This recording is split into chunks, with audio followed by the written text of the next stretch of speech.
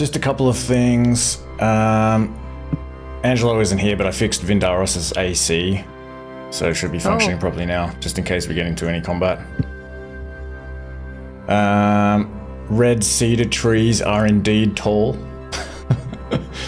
They often grow to 45 meters, but they can get as big as like 60 meters. When you're moving a grappled creature, your speed is not halved if the creature is 2 sizes smaller than you, which we suspected, or which I think Angelo suspected, and I wasn't sure. But yeah, that would have been the case. I think I came up with some sort of compromise, but yeah, he wouldn't have been slowed down by that. I realized watching back that the Suskin with the knife that was about to like kill the Otterfolk was actually surprised. So he couldn't have taken a reaction to stab the Otterfolk. But that's alright. It was gory. That's what happened. He had his wits about him, I guess. What else? I said Elder Laguthia had a brown staff. I just wanted to correct that. It would actually be white because it would be made from the spirit tree, same as Reddy's. And also I said that she had a white crystal pendant, but she would have actually been wearing the heart of the forest. Big green emerald medallion. And when I was watching back, I was disappointed again post-session with the lack of otter interference in the chase scene. So I'm sorry again, Link, if that was a little bit underwhelming. Nah, not at all.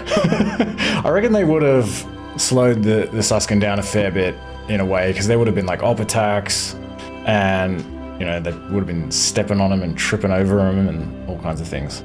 But yeah, we'll just have to imagine that happened, I guess.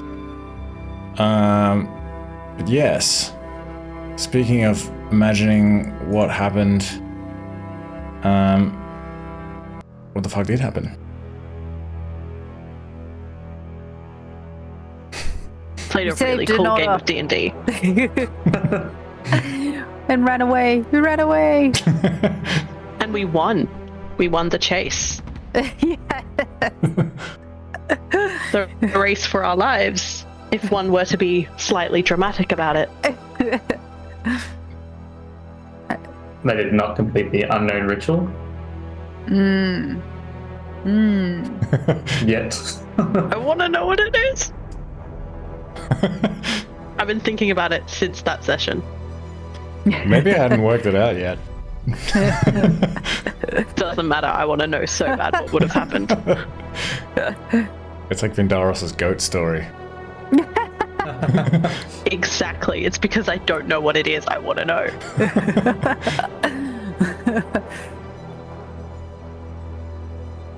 Reddy, you commissioned spirit tree staff to be made by Vindaros? Mm-hmm. And he delivered, exceeded all expectation. Yep.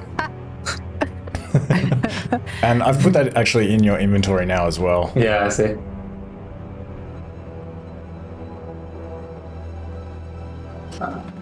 And Elder Laguthia didn't have any information on the snake people, on their location. Or rather, she had like conflicting information. She said that she thought that in the past the snake people came from the east, whereas in Treehollow Towers they seem to think they'd come from the west or the southwest.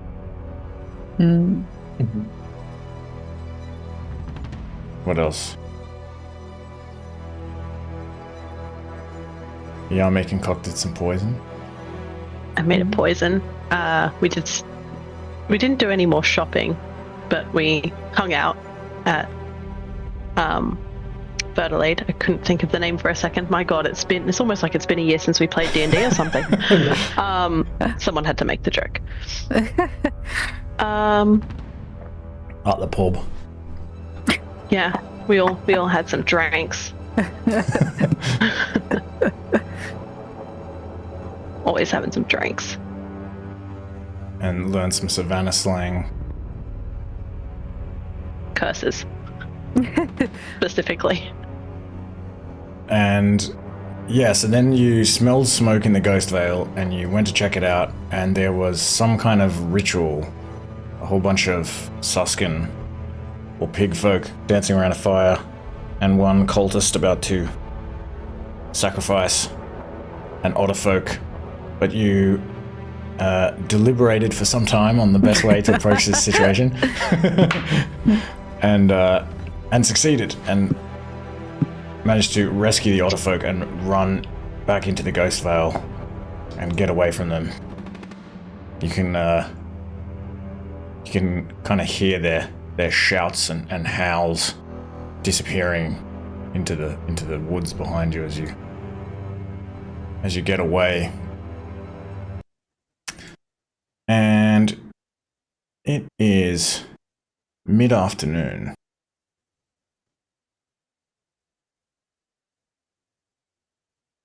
And you're somewhere in the Ghost Vale, somewhere near the trail that leads to Verdelade, and the temperature's been dropping since midday, and the wind has picked up, and you can see through the canopy that there are clouds rolling in above. It's beginning to get pretty dim among the pines and fir trees, and making it harder to kind of keep a lookout, see if there are any possible hostiles lurking around. Not that you have really been keeping a careful lookout anyway, because you've just been trying to outrun these Suskin ritualists.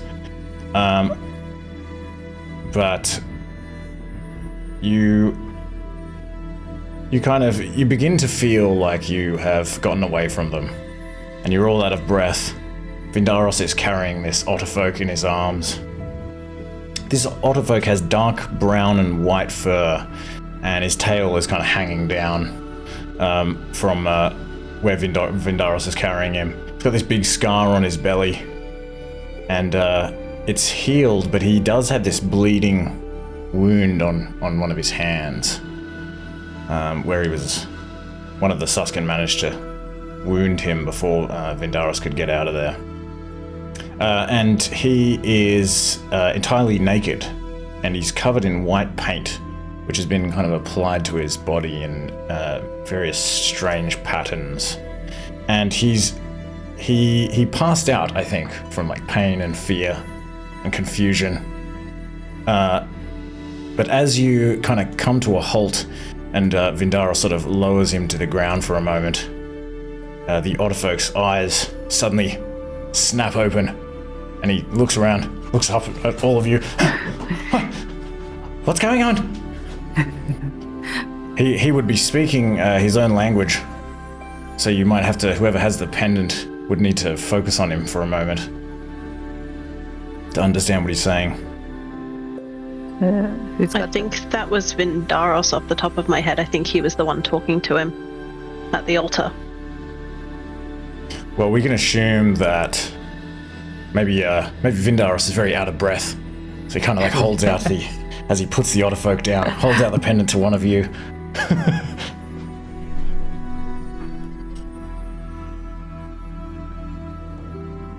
I'm happy to take it. Not put it on, just like... no, focus on him for a second before I speak.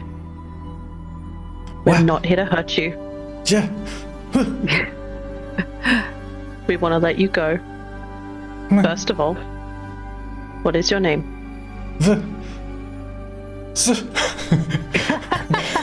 Okay. Sorry. It's okay. Would you like me to go first? Yes. Okay. I'm Yao Mei. These are my friends, and I'll point to each of them as I say their names. Twig, Vindaros, and Reti. We don't mean to hurt you. We saw what they were going to do. We were very worried. We wanted to get you out unharmed. What is your name? His chest is like bulging, but like begins to like slow down. He's kind of like breathing really heavily.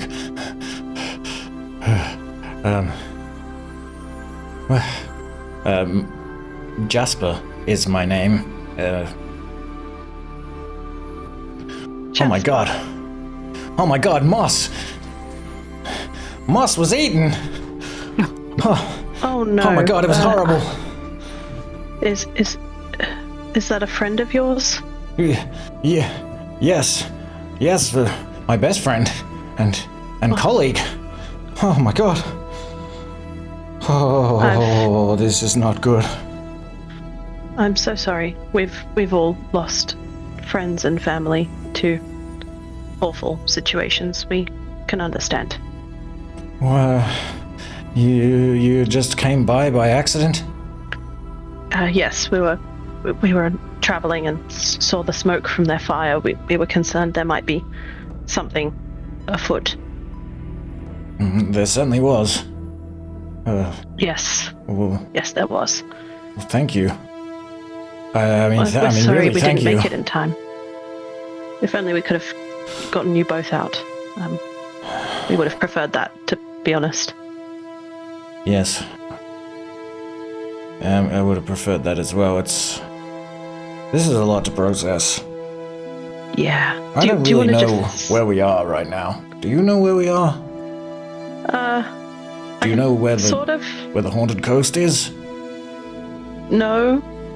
I don't really know anything about this place. My friends and I washed up here after we were on a boat.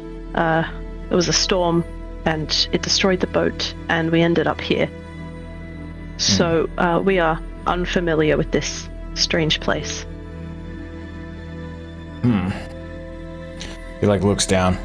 Oh, I do have a map, and I will pull out my map and I will open it up and sort of go, this is what we know. he takes your map and he holds it over his torso area. Ready will cast healing word so he doesn't bleed on it too much. Thank you. It's whoa, my hand. How did you do that? Some of us are adept with magics. I am not. I'm better with a sword. Thank you. Righty? Roto? Retty. Thank you, Retty.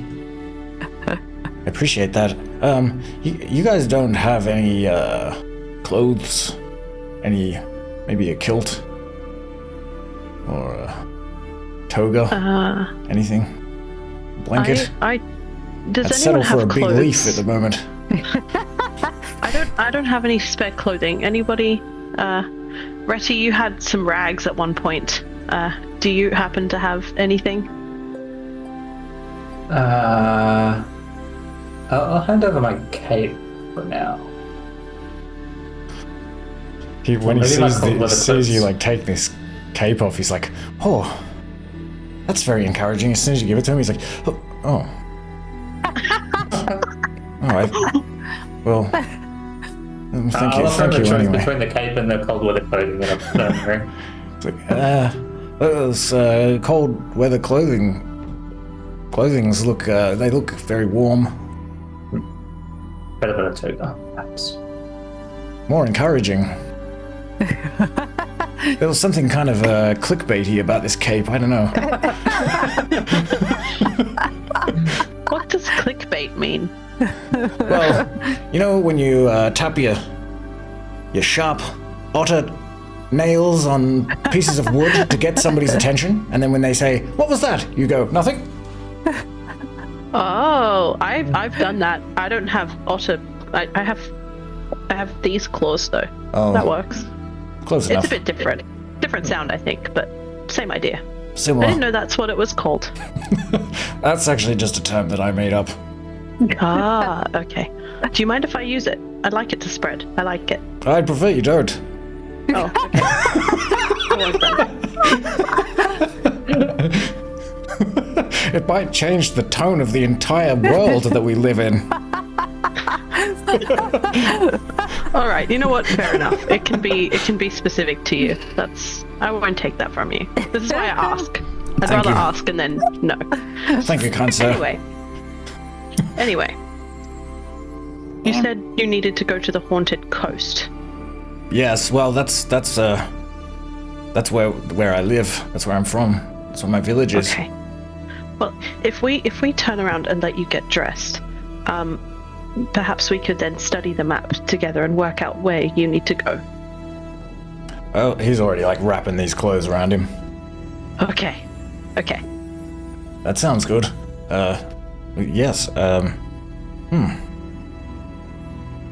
What is this map? What is the material of this map? I've forgotten. It would be like wood on wood, I imagine. Yeah, like a I was wooden assuming tablet. it was like some sort of thick something or other, either like vellum that's been like carved out, or it was wood. I don't actually remember the description. Which one was this? This was Zaglow's map.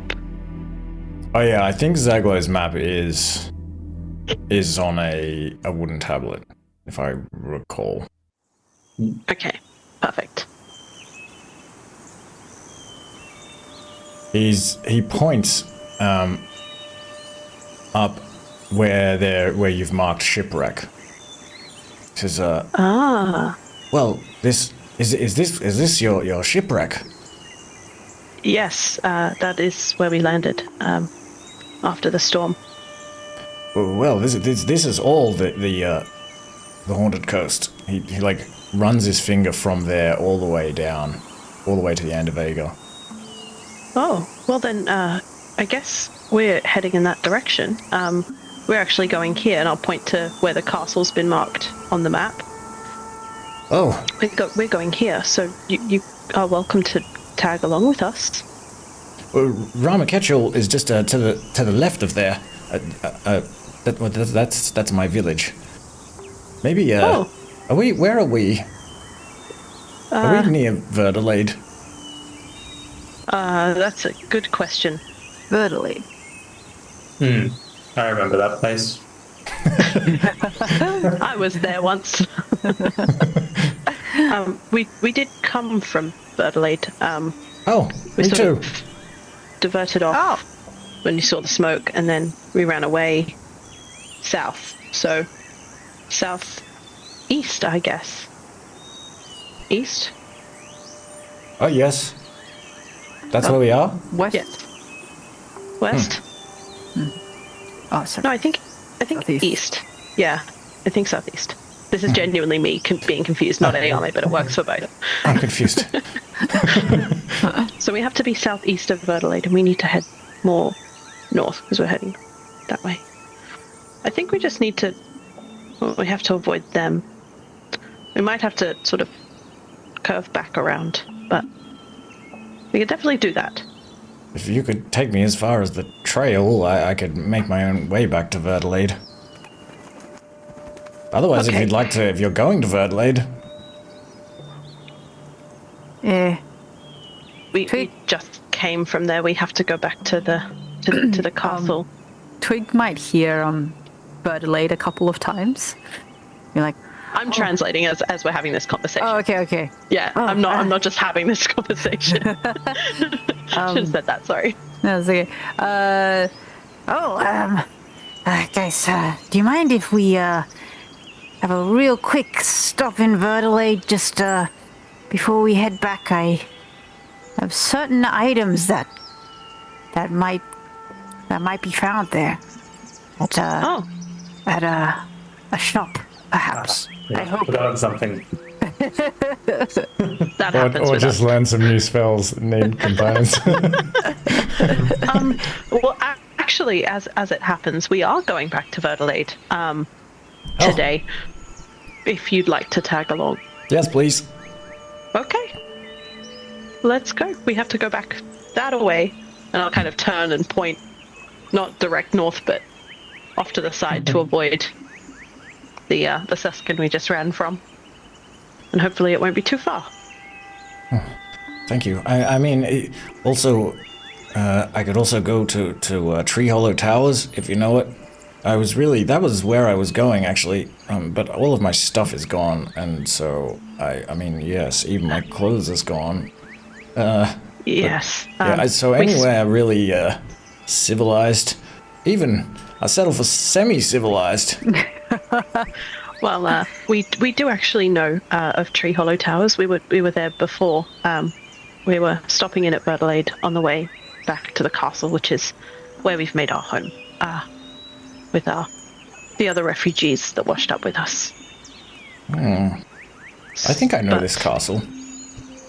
Yeah, it's in the Ghost Vale. It's one of the big ruins of all the stones and stuff. Yes, we were told it's called a castle. I don't know if that's the right word. Maybe we've been lied to. I don't know.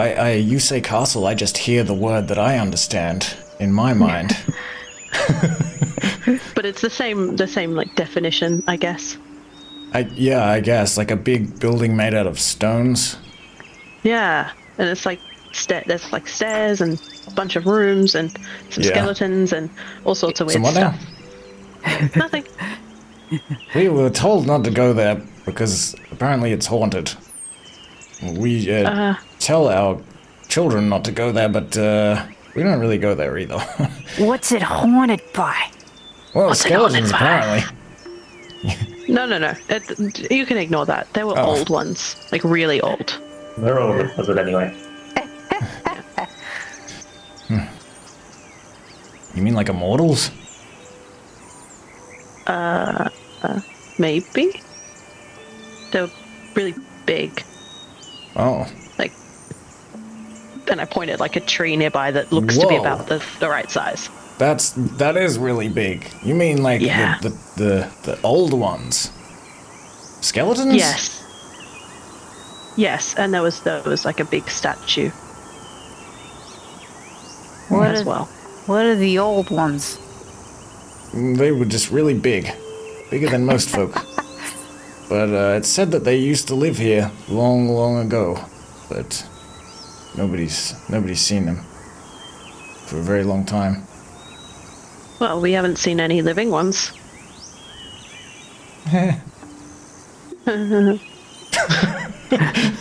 Well, that's good. But I don't know why. So you live there? With the skeletons? Yes. Big skeletons? And statues? There was only really one of each. Oh, I guess that's it's better. Fine. Nothing's happened. We've been there for a while. We have like 200 people there. We're pretty strong. Yeah. Oh. It's like a whole thing. Oh wow. That's bigger than Ramaketchel. Oh. Well, that's probably why we haven't seen or heard of you until today. It was also that you think it's haunted and you've never been nearby, so. Yeah, well, you could say that the whole coastline is haunted. But that's another story. Well, we have a way to walk. Would you like to tell the story while we walk? Well, sometimes at certain times of year, the spirits will try to return to the land from the Sea of Eternity, but they're blocked by the Ghost Shroud. So the elders say. Huh. And quick question. When do they try to do that? It's hard to predict. Scary. Sometimes when it's cold. Sometimes when it's been cold, but it's warming up.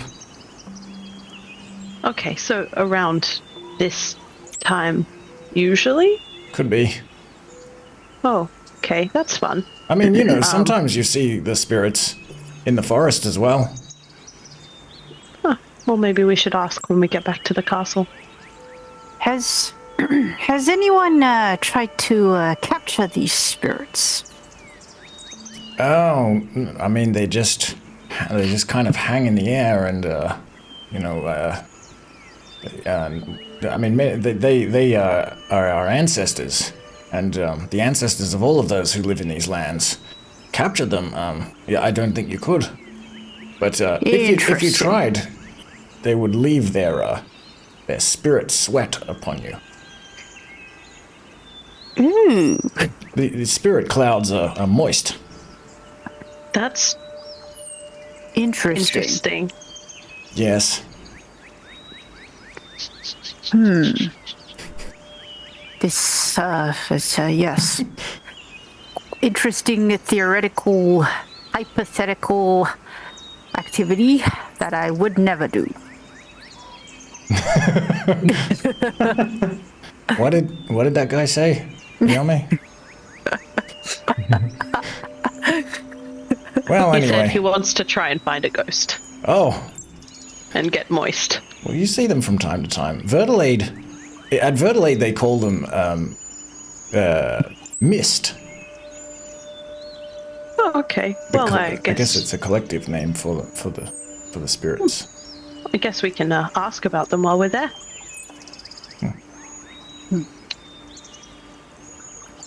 Interesting.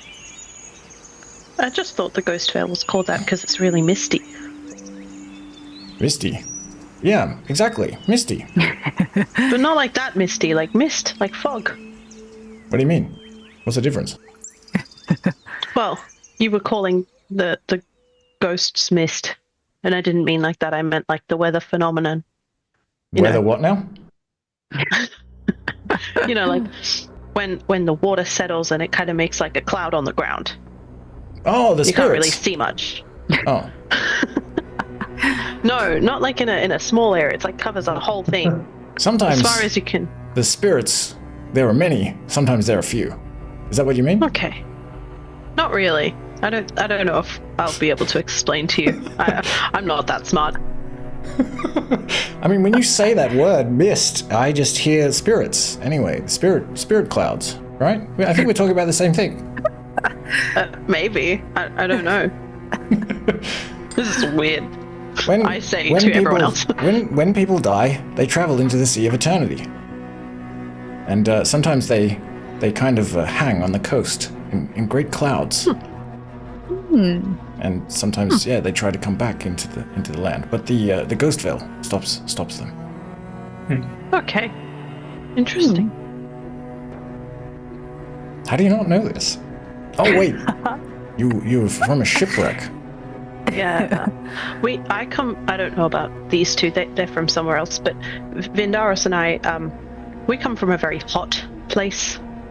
We don't have a lot of clouds that settle on the ground. It was very dry. That's Kinda you mean like- like further to the northeast, up the coast, Like a completely different place, different land. like a different It world? was kind of. Whoa! I come from a different world. Whoa! Don't do that hand movement. It's disturbing. Ah! Sorry. That's Sorry. It's quite alright. Well, But where Vindaris and I come from, it's kind of like a beach, but very, very dry, and there's no water. It's just sand. And a sounds like couple a- of trees. bad beach. It's pretty fun when you're used to it. It's very hot.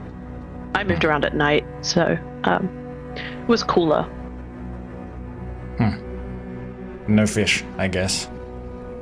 Not really. Seaweeds? No. Like- Lobsters? Sort of like seaweeds, but like dry. It was really dry, like bushes, I guess. But like really dry. That is really strange. It was normal. This place is kind of weird to me, to be honest. This is I this can is imagine. a strange land. I can imagine it would seem weird to you if you're from a place like that.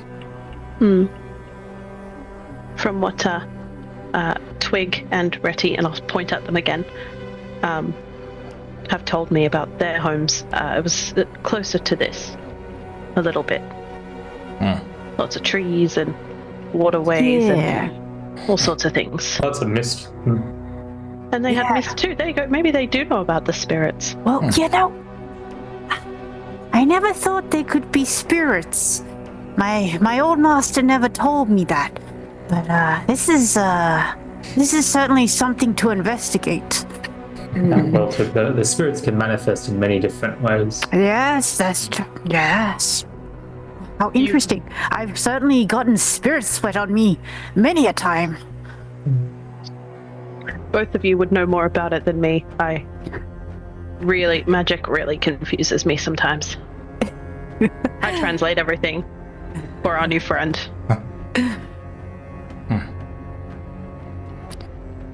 You guys really are pretty strange. Thank you. I welcome the distraction because my best friend was just eaten alive. Yeah, maybe try not to think about it. Maybe try to focus on just how weird we are. Okay, thank you. I will do I think that. that'll help. And then we can... We're here to help, but maybe you need, like, more help. I mean, I could use some welcome comforting if that's what you mean. You're welcome to talk, and we're here to support you. I'm not as good at it as my friends, so I might give this to someone else and let them talk to you. Okay. I'm a little too awkward, I think. But I'm sorry. Thank you. And then I like awkwardly pat him on the shoulder. Thank you, I appreciate that. Well, Moss is with the mist now.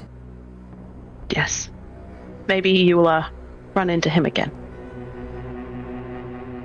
And I'll take the necklace off and I'll offer it to someone else.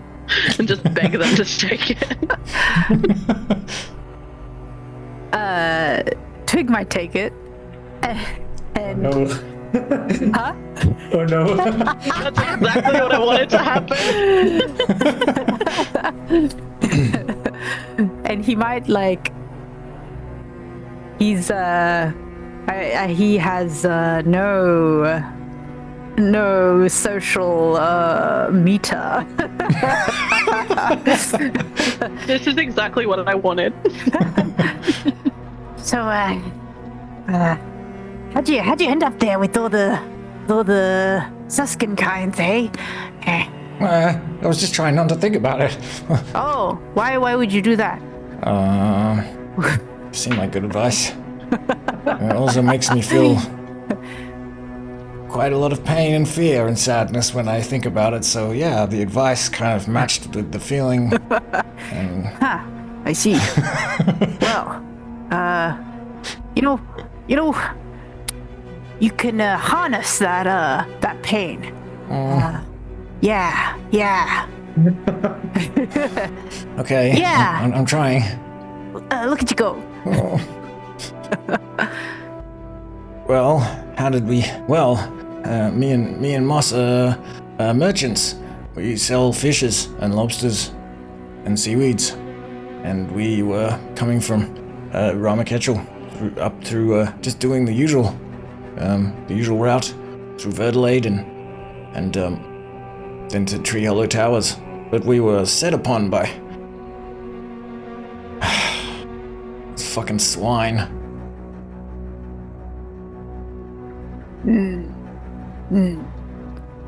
Have they come to your village?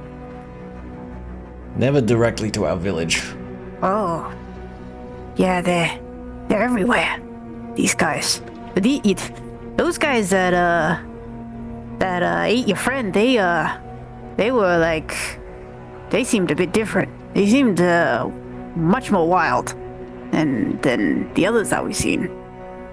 I don't know. That's pretty much been my experience of the swine. They, we don't have any agreement with them. So, like, as we understand from the deer folk at Verdelade, they eat everything, everyone, but they're not allowed to eat people at Verdelade because they have an agreement with them. But we don't have an agreement, so they're allowed to do what they like with us. Unfortunately. So we've had some stories. We've had a few people go missing. It's not really a good state of affairs. It wasn't always this bad. Well, it was different. Back when the Ulva were living up this far in the plains, and the Suskin weren't so ubiquitous as they are now. I see. But yes, they set upon us and they took us into the forest, and I don't really know what happened. They knocked me out, and then I woke up, and then they were eating moss, and then I was getting tied to a table, and they took my clothes off and they painted me with this strange... I don't know what this is. Like a sap or something. I'll And then stick I a passed finger out in it again. and taste it.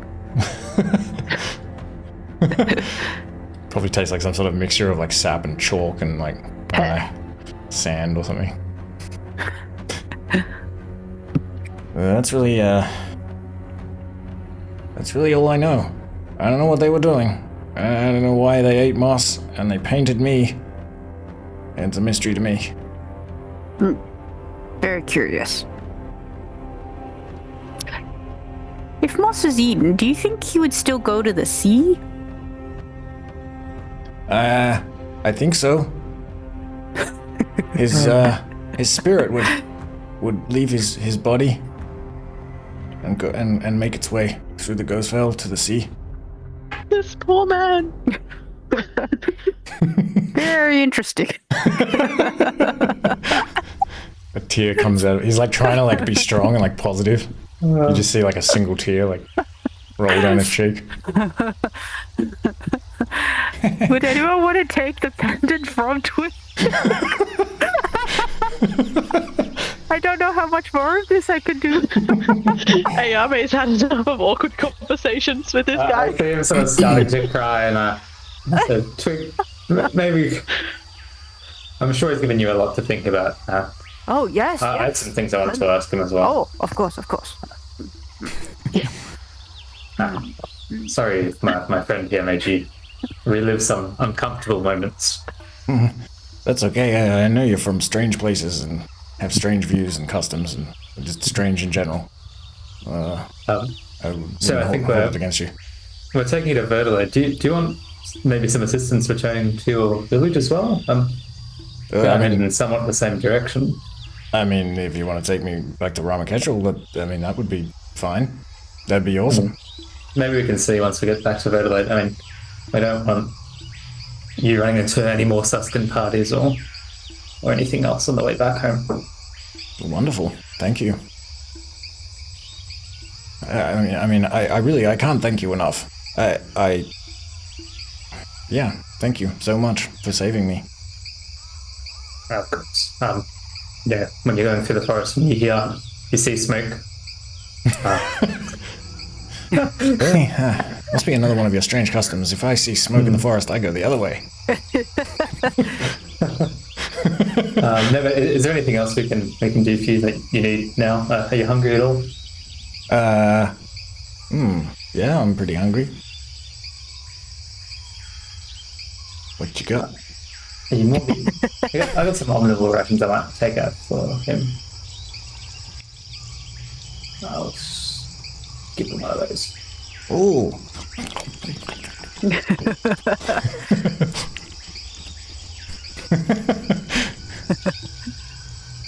You definitely have some inspiration for that, if you don't already have it. Ooh, cool. Wahoo! By the way, I saw those otters. That was cool. Friends of the forest.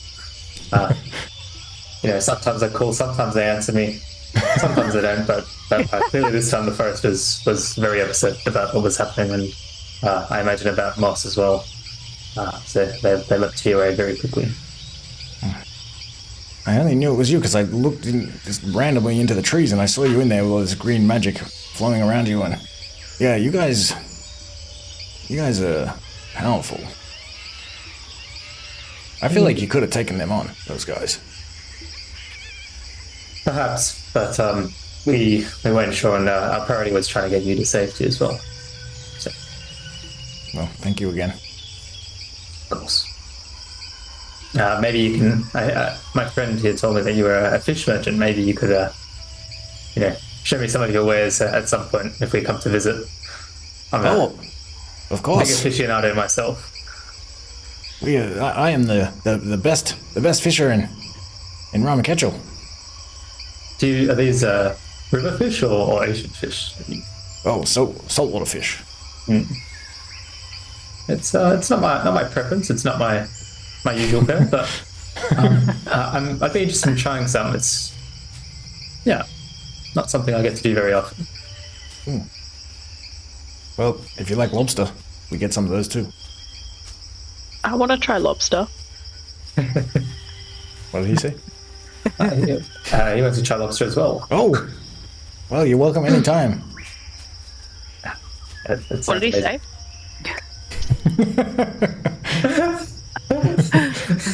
He said we're welcome anytime. I'll cook you up some lobster. Some rock lobster. Sounds amazing. We've been walking this whole time, by the way, and as soon as I stopped talking to him, I was navigating. As best I could.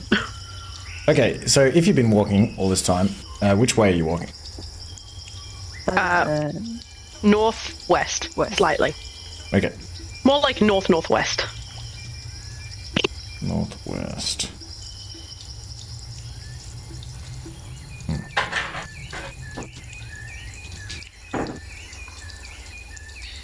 Ooh.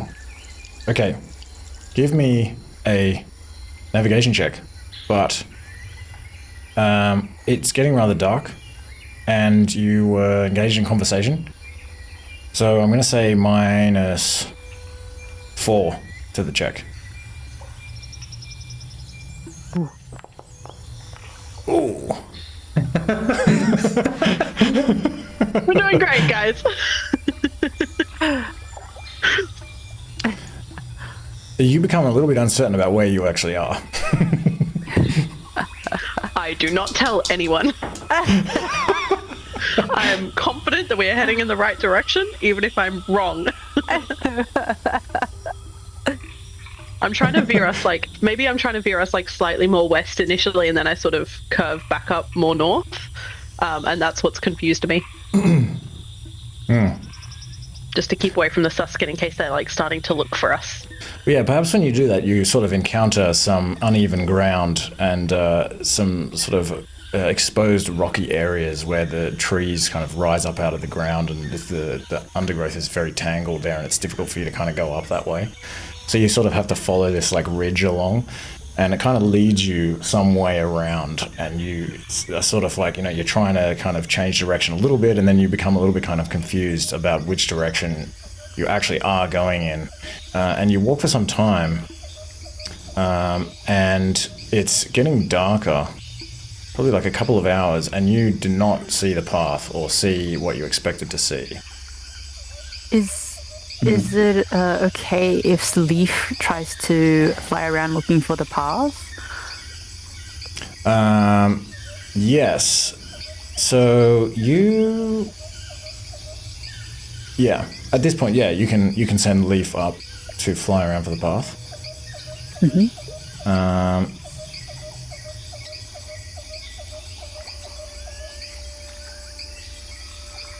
And which direction do you send Leaf in? I might ask Yao Mei what direction he thinks the path might be in now, and send Leaf that way. I kind of look at the map for a second, and I try to see if there's any like land mass or markings that would indicate where we were just following that bridge. And not seeing anything that resembles the shape, I'll kind of stop for a second and think and go down the path, slow the smoke down, run away. It must be up ahead somewhere. I'm certain it's just that way. All right, that way. Well, I suppose really, really, I guess anyway, like, if Leaf kind of flies high enough, like 20 or 30 meters up into the air, he can see like quite a long way. And so I think that he would actually, if he kind of goes right up and he sort of flies around, it is pretty dark though, and it's cloudy. But he's a bat. That's true, he's a bat. But his echolocation... It's the range of echolocation. Yeah, I don't think it would be... But he would. I think he would still be able to see. Well, I don't know what's his actual seeing abilities. Echolocation is 6. He's got low light vision. He's pretty good. No, I don't think he has low light vision, does he? It says he does under senses. Oh, I think I'm looking at the wrong sheet. Have you got Leaf Bat Familiar? Yeah. Under Friends and Familiars? In the Attributes tab, under Senses, it says Blind Sight, and it also says Low Light Vision. Whoa. Oh, yeah, okay. What the? How did you... Did you just change the style of the sheet? Yeah. I didn't know that you could do that with a creature. Oh, well, I guess maybe it's under my control. Yeah. Okay. Anyway. Yes, I will say that he is able to fly up into the air, and he actually can see Treehollow Towers down to the southwest.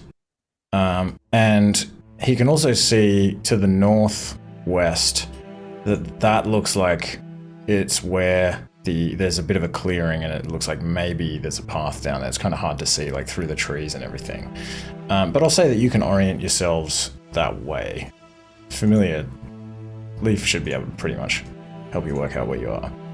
So you traveled south instead of north at the end of the day. Yes. See, I like pretending that I know exactly what I'm doing, even if I'm wrong. It seems we're somehow further away from the sound of a twig. Sorry, guys. I must have just misoriented myself. We had to divert all that stuff. That's my bad. I'm gonna own that. You know, that's on me. I was a bit confused. I need to map this area a lot more, I think. It's getting dark. It happens to the best of us. If I were at home, I'd be able to navigate us anywhere at night. But I don't know this place as well. Well, I mean, should we go to Treehollow Towers and take rest there for the evening? I'm sure they'd have a store, perhaps, and we're closer to there. They don't have... You don't think that they would have a bunch of spell components and things like that? Oh, okay. No, we must find the path. Well, if we... It might be a good place to rest. If we go to Treehollow Towers and rest, then we can head to Verdelade tomorrow, and we know how to get there from Treehollow Towers because we've done that. That's true. And then we can go shopping. That's true. Wait, how many hours away is Verdelade from Treehollow Towers? Like walking distance? It is probably about 5 hours, approximately. Okay. Well, yeah. If we get to Treehollow Towers tonight and we sleep, we can probably set off early tomorrow, and then we'll make it to Verdelade before they stop selling us things. Mm-hmm. Okay. Sounds good. Sounds good to me. All right. Okay, so you can travel through the forest for another couple of hours. And that pretty much brings you to your full 8 hours.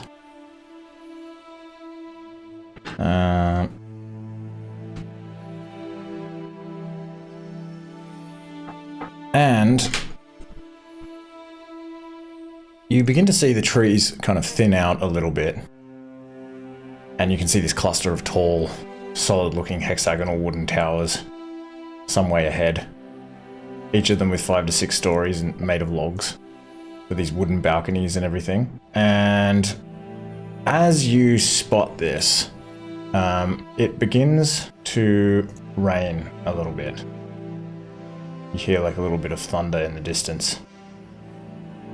And it just begins raining pretty lightly. And just sort of briefly, it's sort of starting and stopping. Scattered showers is what you get as you sort of begin to approach.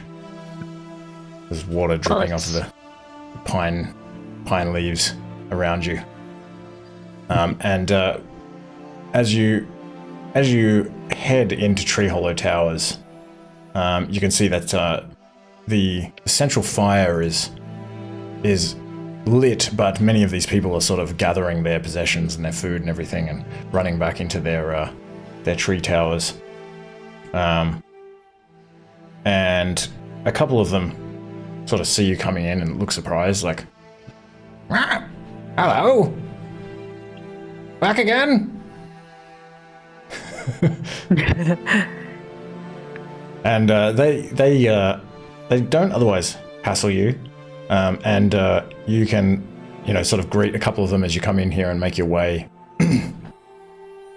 over to the Temple of Rakar, which is this large circular structure. And you can call into there and be greeted by, what was his name? Quickly jumping around between all of my...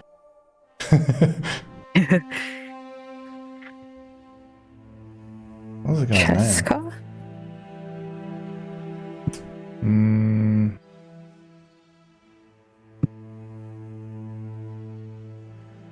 Treehollow Towers. Oh yeah.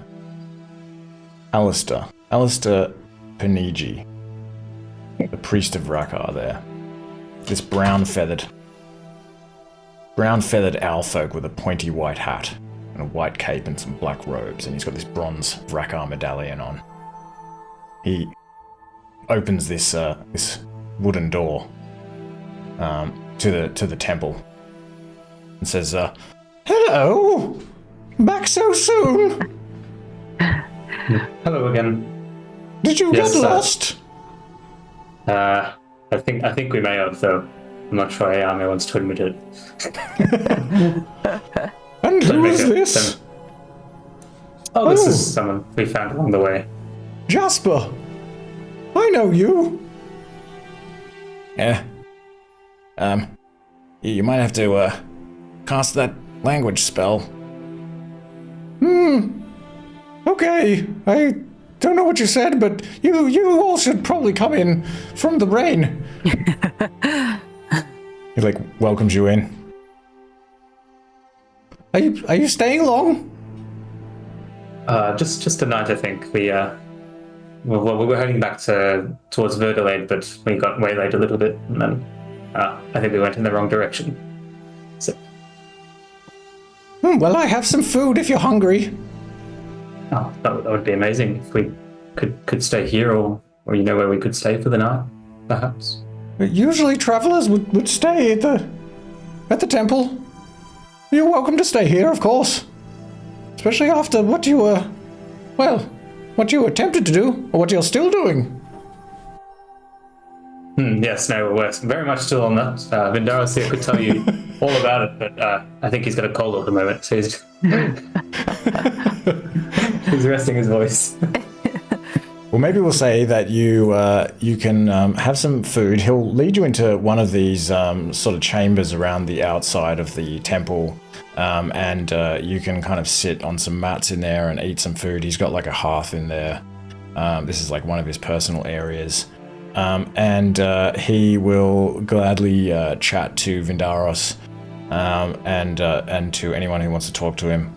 Perhaps he'll cast this... I always forget the name of the spell. This language spell. Oh, so I always just languages? Tongues? Not tongues. That's what I always think as well. Comprehend languages? Comprehend languages. He'll cast comprehend languages, draw an ash circle on his forehead, as is the custom. Was it a circle? Yeah. I feel like it's morphing. And yeah, well, it can be different in different groups. That's fine. true. It can be a little bit different. Star. And yeah, after a while, he will kind of show you into that back room, one of the other chambers in the sort of outer ring of this circular temple. The inner area is open to the sky, so there's a bunch of rain in there, and there's this altar and funeral pyre in there, or just pyre. And yes, he shows you into this back room, and you can sleep in there on some hay mats and things for the night.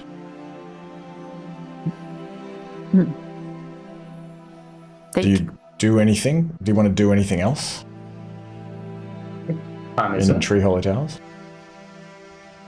No. Okay. Although they might have a rotten egg. Oh, they're Alfolk. But they wouldn't lay eggs, would they? No. I think that they would definitely be able to give you a chicken egg or something like that. They're carnivores. It's rotten, right? Maybe they can like. I mean, if you kind of go around, I'm trying to think like. Maybe Alistair can. Maybe he's like. Oh, just so happens, I do have a couple of rotten eggs. Oh. I was waiting to eat them, and I waited a little too long. Oh, thank you. This'll come in handy. He can like sort of go into his quarters and sort of return with an egg for you. It's going a bit black already. Beautiful. Actually, I might ask if there's somewhere I can add to my map. What do you want to add to your map? Basically just sort of for anything where we haven't really traveled, plus where we just sort of came from. I want to see if I can map out anything, if they know of anything that I could mark on the map in terms of landmarks or like any sort of ridges or hills or anything that we could use to mark locations if I get lost again, without admitting that I got us lost in the first place. Yeah, so let me think. Usually in order to map, I'm just trying to remember where I have these rules for mapping an area, but usually it would take you probably the time it would take you at least to kind of travel around this hex to map the hex. But if you're just asking for local features, then they could probably, well, they could at least describe this hex. Yeah, if they've got a map of their own, I'm happy to try and copy it. Or if they've got anything, or if they can just describe it, I'm happy to borrow the pendant and go find someone who can help. Yeah, just I don't think fill in the map a little bit. I don't think they would have a map of their own. They're a pretty isolated community these days, and like map making is probably not something they are really engaged with. They don't tend to travel long distances. They would know some landmarks and things in the area, so I can tell you like landmarks that they might know of, but in terms of sort of mapping the terrain and kind of having like a map that's going to help you with navigation, I don't think that they would be able. It'd be pretty detailed, you know what I mean? Like they'd have to give you like these 5 sort of roughly 5 by 5 kilometer areas in detail in order for you to really do that. Okay, then maybe just like the local features, and I can like add it to the map around Treehollow Towers. Okay, so local features. Because I'm also not sure if I've actually marked Treehollow Towers on the map. So I might have to make sure I mark that, the location itself. Okay, you can do that. I mean, you can see where it is on the hex map, so we can just assume that you've mapped it, or that you've marked it on your map. Yeah, I'm just going to try and write it down somewhere. They can tell you there's probably a couple of small waterways nearby. Let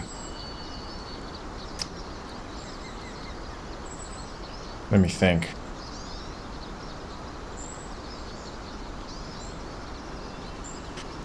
I mean, what specifically are you trying to do? Like, should I start rolling? Because, like, it depends what are you trying to determine? Do you want to just sort of have do you want to kind of navigate better? Or do you want to look for things to investigate? More for navigation, just so that if we do get lost, there's, other than the town itself, there's other places nearby that potentially would help us find our way. Yeah, so that's the thing, like anything between Verdelade and here that might be helpful if they know of it, because we know they travel there, at least. Okay, let me just have a look for these rules for mapping hexes. Just can't remember. Oh, here we go.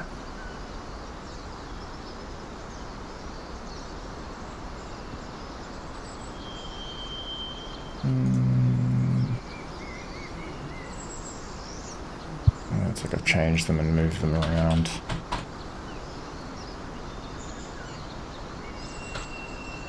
It's fine. Also, this is probably better to do at Verdelade.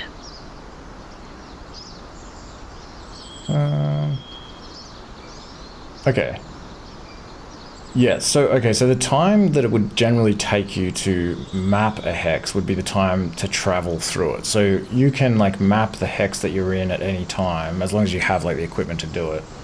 It would take in a forest hex like this probably about 2 hours. You have to do that while you're not traveling. So they can, because they don't, you know, they're not really making maps of their own, so they don't have like a detailed like map of the terrain. So in order to sort of, basically when you map like a hex, it'll give you advantage when you need to make a navigation check within that hex.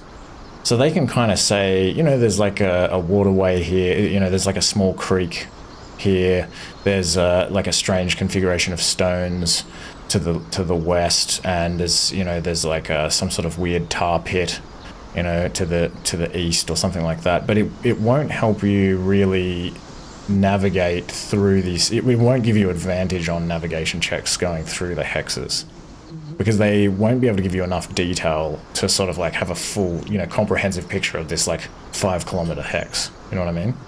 Yeah. Okay. That's fine. The only reason I'm hesitating is because I feel like there's only a few sessions left, and so I feel like if we want to kind of do like landmarks in nearby hexes, we would then be doing like additional quests and things, which like I've been thinking about this myself, because I'm a bit like, I want to have like as free and an open hexcrawl as possible. But like even in that last session, like we ran into those Suskin, so it took like an entire session to deal with that. And so I'm like, I feel like we need to sort of move on a little bit. But if it's just navigating through the hex, they aren't really able to give you like a comprehensive picture of like all of the, you know what I mean?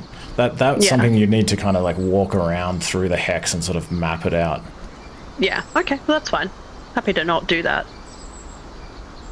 That's if it makes more sense for the game to not do it, that's totally fine too.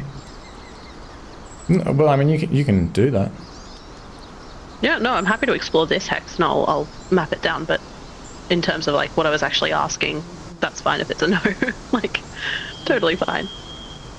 Well, I think I'm maybe just a little bit confused about what you're trying to achieve. Because aren't you just saying you want to know about the area so you can navigate through it? Or are you saying that you want to know about various landmarks and features that you can investigate? Well, I guess it's kind of a mix between the two questions, but yeah, I think your explanation of like, we're coming to the end of this and, you know, happy to, you know, skip it if it makes more sense for the game. So that's fine. Okay. So I'll just read my map quietly to myself for like an hour and just like kind of quietly be like, oh, I went the wrong way. Can't believe it. Well, yeah. I mean, yeah. I feel like maybe I'm not communicating very well or something, because you can totally, if you want to like, the Animalfolk can. I'd say you can map this hex that you're in. They would know this really well. They would be able to tell you all kinds of features and things. So you could do that at least. The nearby hexes, they can give you ideas of things. Like I said, there's a waterway, some stones over here. If you're interested in specifics, we can do that. But in terms of giving you like fully mapped hexes, they can't really do that. They don't have that level of granular knowledge. That's understandable. I'm not looking for like fully mapped hexes. I guess it was a bit more like landmarks, but not to go there and investigate them. It's just brief description of this thing in this sort of area, and then if we get lost, we can maybe look for something that's shaped like this and help us sort of direct ourselves back in the right direction. Okay. Well, they can tell you. I mean, let's go with like a strange tar pit. Like they say that there is like some kind of strange tar pit down to like the southwest. Okay. Let me just make note of that.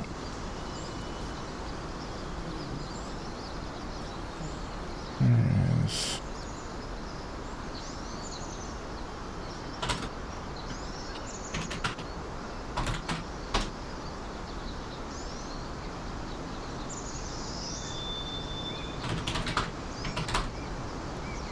Yeah, they say like there's this like oil on the trees down there and this like kind of slope through the forest that heads down to the southwest and leads to this area where there's like, yeah, this big deep pit where there's this black goo in there.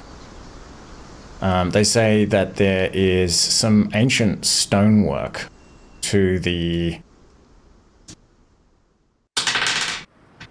in the North Hex, which you figure you must not have seen when you passed through there previously. And it looks like some kind of stairs or something like that.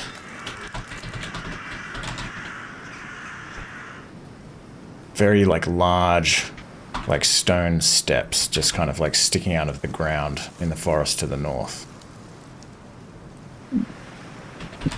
Giant ancient stone stairs. They say there is a waterway in... Yeah, they say there's like a small creek kind of running through the hex to the southeast.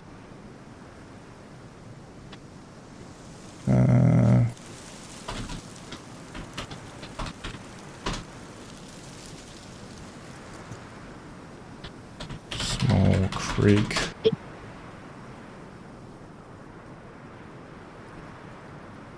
And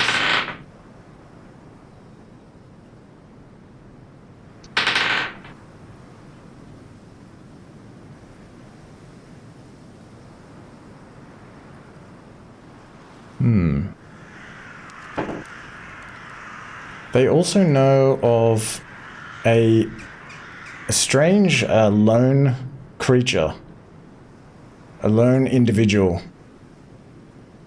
that lives in this like tree house.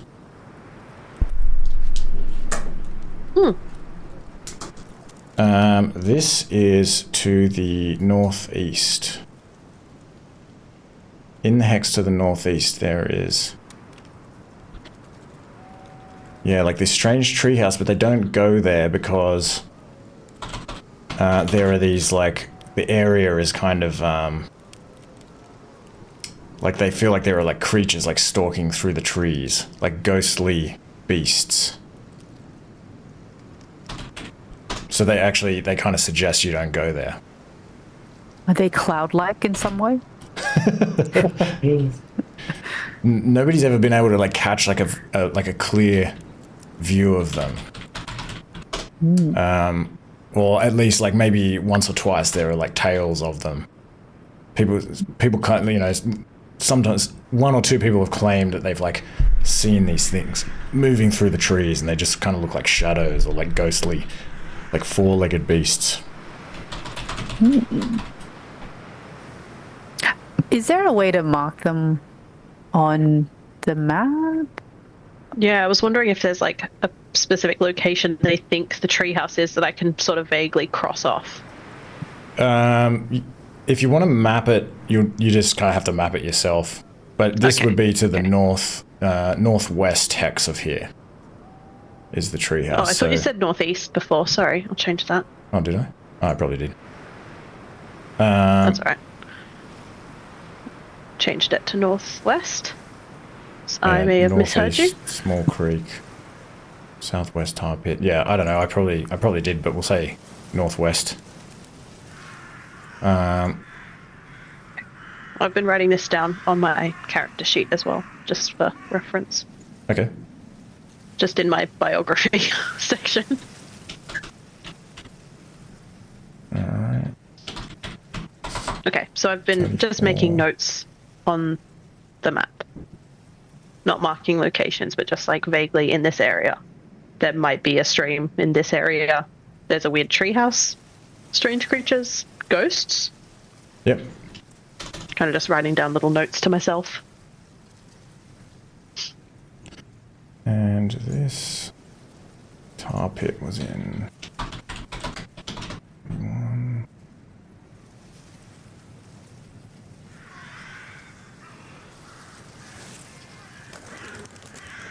Oh yeah, these stone stairs are over here, north.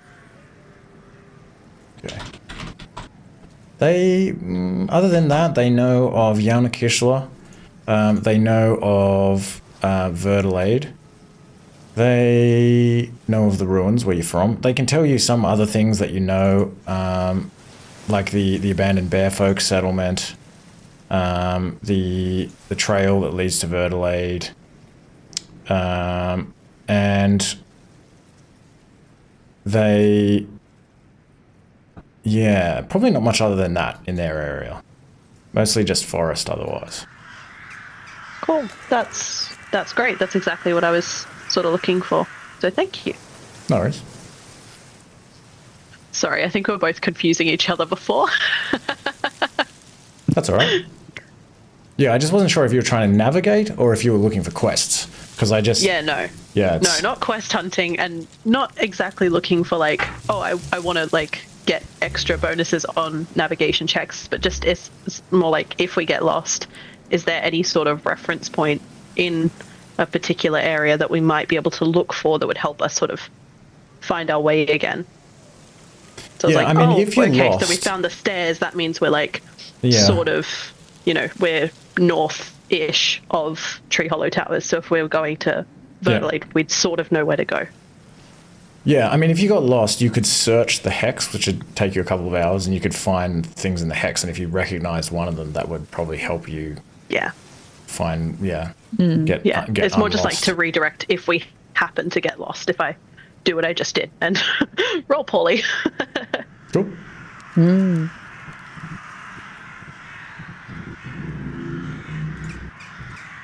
Is there anything anyone else wanted to do? I'll make a note, though, that you've mapped this hex. At least.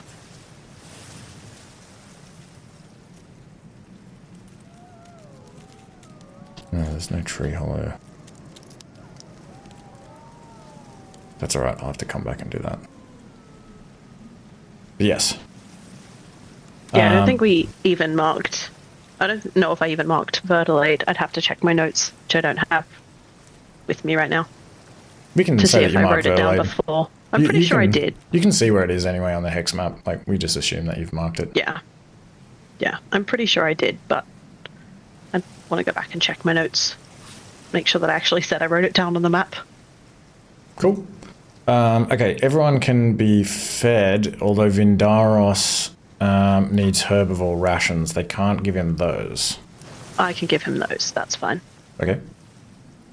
So I'll take 2 of those. Delicious. Alright.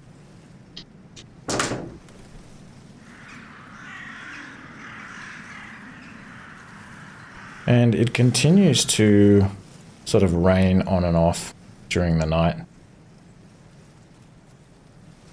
There's a pretty strong wind blowing through the towers. And it gets quite cold. But you're relatively warm in here. And let me see. It's also a new moon at the moment. I think I said it was a waxing moon in the last session, but I meant that it's a waning moon. You think it'll begin waxing in about 2 days' time if the calendar here is kind of similar to what it is where you're from. The locals can confirm that that's the case. And does anyone want to identify anything or do anything else? You can all learn another language.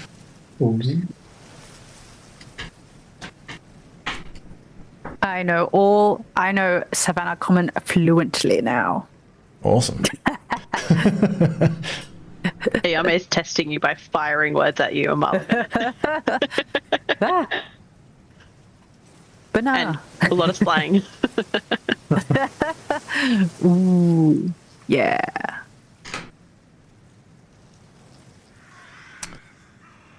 All right.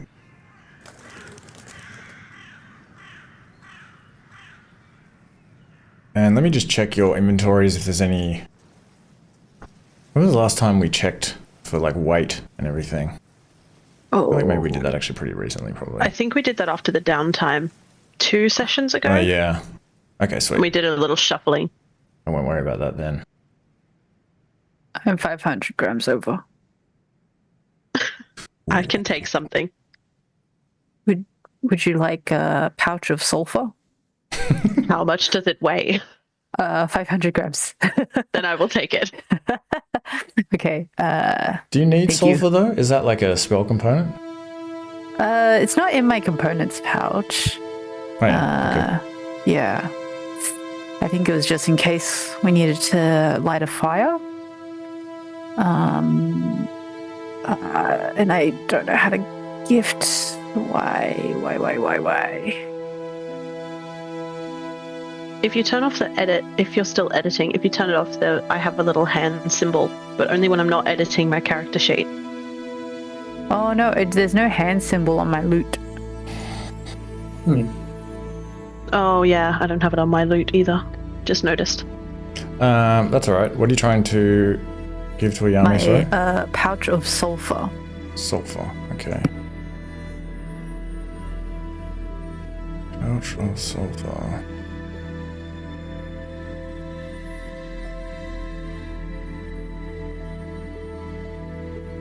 Oh, a pouch of sulfur has appeared in my bag. I wonder where this came from.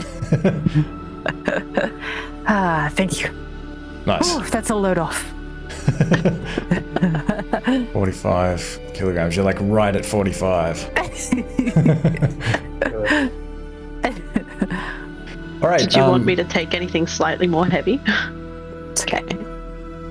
Nothing else happens in the night, and you are able to get a good night's sleep. So you can all take a long rest, but not a full rest if you need one. Mm-hmm. I don't remember if anyone was really harmed or...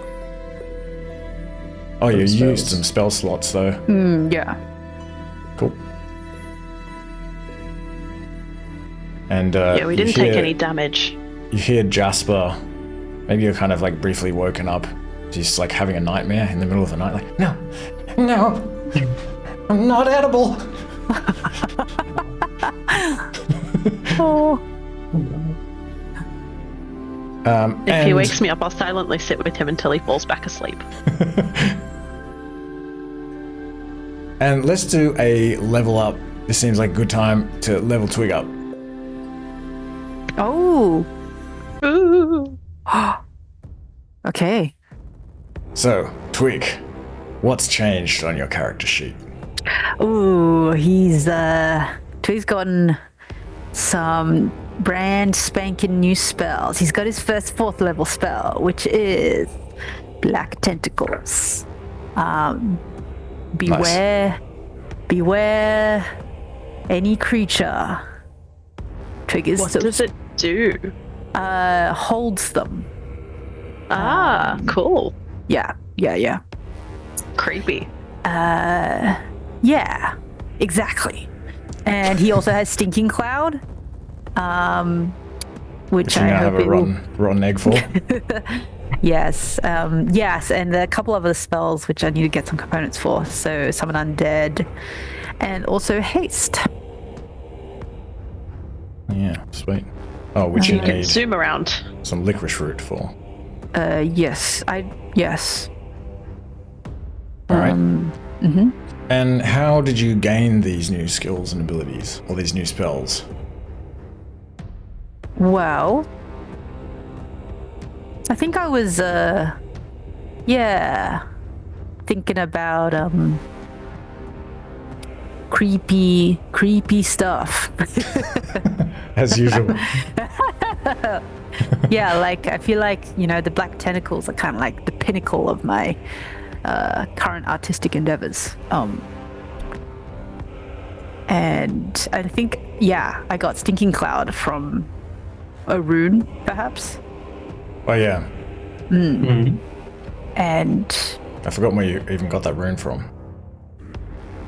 yeah, I think I found it in the tomb. Oh yeah. Perhaps. Yeah, you identified like 2 of them, and then one of them you didn't, and I think that was Stinging Cloud, which you worked out what it was later. Yeah, and it feels like kind of spurred to help his friends in battle with haste to give us the upper hand. All right, and what is going through Twig's mind at the moment? And does he do anything or interact with anyone in the party or say anything to anyone or anything like that? I think he'll realize that maybe he shouldn't be asking that many insensitive questions. He'll like suddenly like come he'll realize that, and he'll like leave Jasper alone a bit.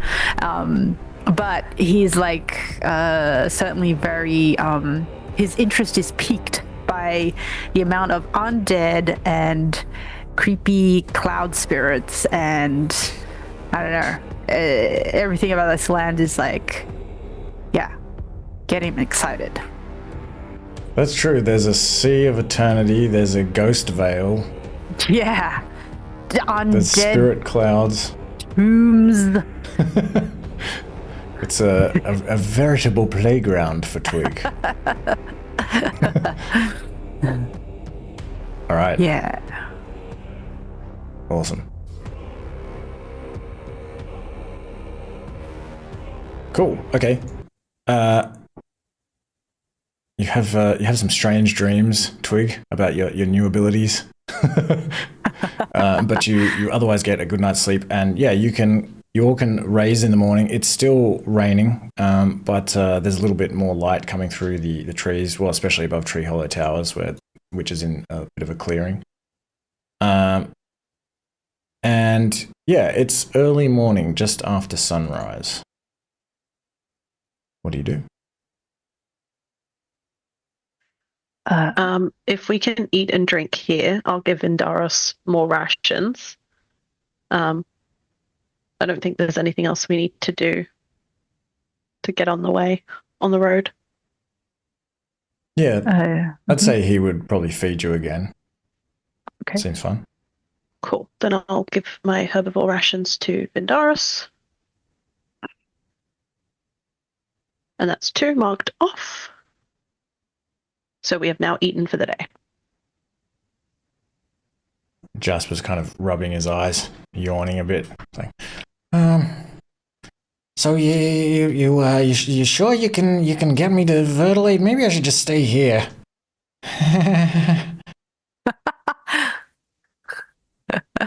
We've done the trip from here to Verdelade. Don't worry. We'll go straight there. I mean, I kind of know where I'm going, I think, actually, now that we're here as well.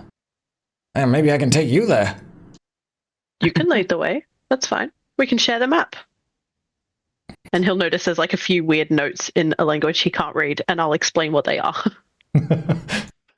Oh, this is really amazing. It's like a strange kind of painting from the skies of the ground. I like it. Yeah, it helps us to know where we're going, but it doesn't help if we don't know what's around us. So last night I asked for some help because yesterday was not fun. Well, that's good. Well, it should be easy then. Yes. Well, the path is pretty simple, I think. Just find that. Off we go. Find it. Off we go.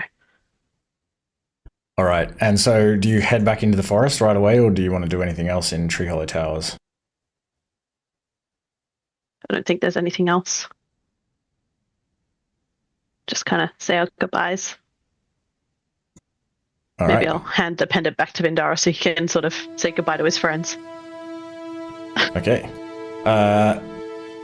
And after you've kind of said goodbye to everyone, you can head back into the forest. Do you go directly north or do you go northwest?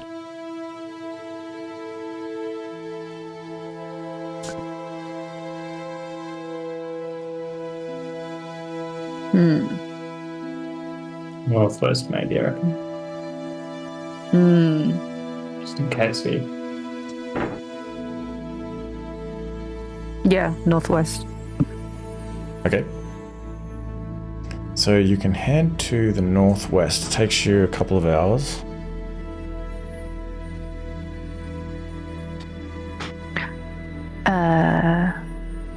Would leaf be useful for the navigation, perhaps? Yeah, so you can basically take on a role where you're kind of, sort of interacting with Leaf. And that it'll mean that you can help with the navigation, but you won't be able to keep an eye out for hostiles and things. Okay. All right. You can do that. You're pretty confident that you're headed in the direction you intended to head in. Maybe Jasper is. He's also pretty confident. He's also like very curious about Leaf, and wants to pat him. It's kind of like watching him like fly through the trees, like, oh. It's like you're controlling him. Well, you're just really good friends. Yeah, he's my good friend, who I control. I'll kind of whisper to Jasper as well. He's the one who helps us with the map. Because he can get up to the skies, see? That's how we get the top-down view. Oh, it's like bat view. Yeah. Yeah, bat's eye view. Oh, that's amazing. Yeah, it's very cool. Trying to think if you see any evidence of this treehouse. I'm thinking it would be probably pretty much covered by the canopy, so I don't think, unless you have a good look for it, that you would necessarily see it. But I'm going to make a random roll now that we know it's here. I'm just curious. I'm going to say this is very unlikely, just because, I am trying to probably move through the end of the campaign a little bit. Yeah, you don't see any evidence of the treehouse. I'm not looking for it. Okay. I'm intentionally just tunnel vision. Alright. I don't want to do what I did yesterday again. And Reddy, you're keeping an eye out for any foes. Yep. That's what you would usually do. And I guess Vindaros also would be doing that with you. So that's cool. But you don't see anything, so you can continue on. Do you go north or northwest? I think at this point north again. Yeah. All right.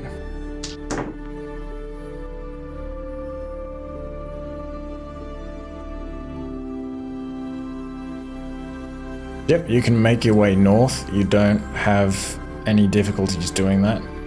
You don't see any particularly interesting features or any dangerous looking creatures or anything else that rhymes with creatures and features. You definitely don't see beaches. Preachers? And you find yourselves soon enough at this trail. And you feel that you're very close to Verdelade. It's just some way to the northwest.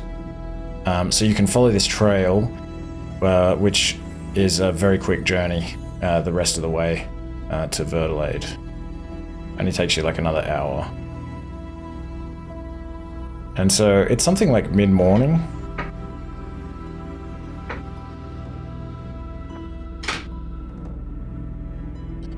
And as Jasper recognizes some of the landmarks around here, he kind of perks up a bit.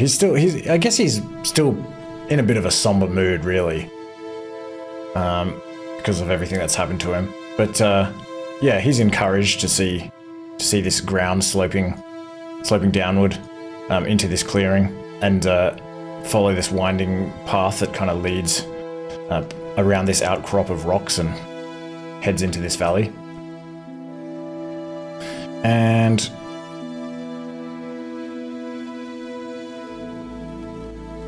continues to rain.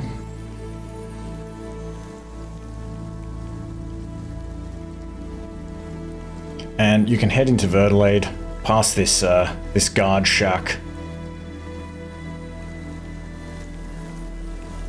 And maybe the guard is kind of standing like within this shack, sort of standing out of the rain. It's pretty cloudy above, pretty like miserable day, and you can head through this valley with this farmland, and into this pretty large village, following these dirt paths among the houses and everything. You see these antlers everywhere. And where do you go? Do you mind if we go to the magic shop? Not at all. And I'll make sure. I'll take the pendant, make sure Twig has it. Oh, yes. I'll be needing this. And we can go straight there. I've been working on my bargaining technique. Oh. Can't wait to see it in action, Twig. Let's do it. Oh, the pressure's on. All right.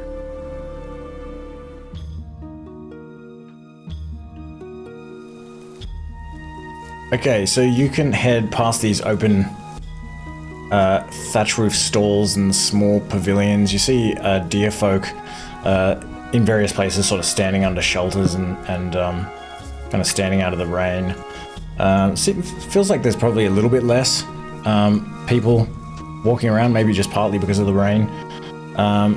And you can walk through here. A couple of the deer folk greet you.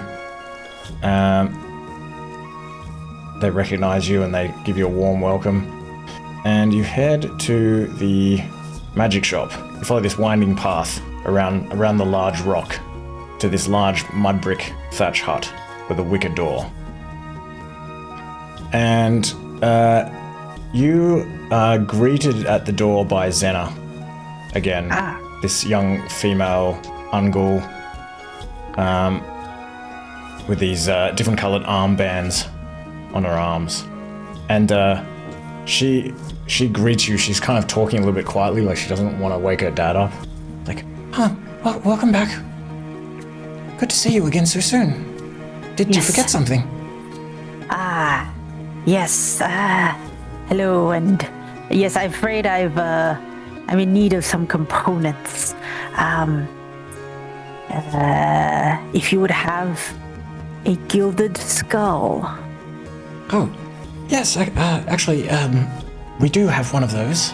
It's quite easy to find everything now. It's very tidy in here still. Oh, good.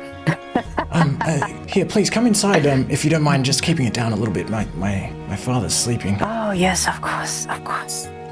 She'll lead you inside to this candlelit, sort of cluttered, mud brick hut.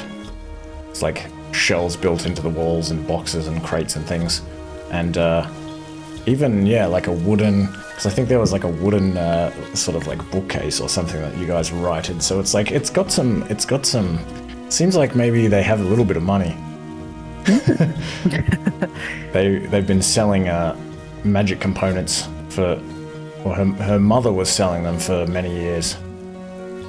So they're pretty well set up.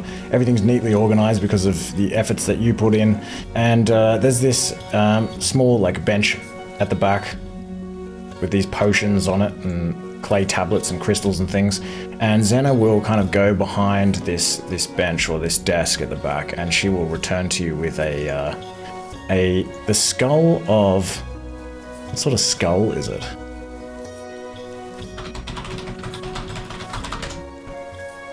Here we go.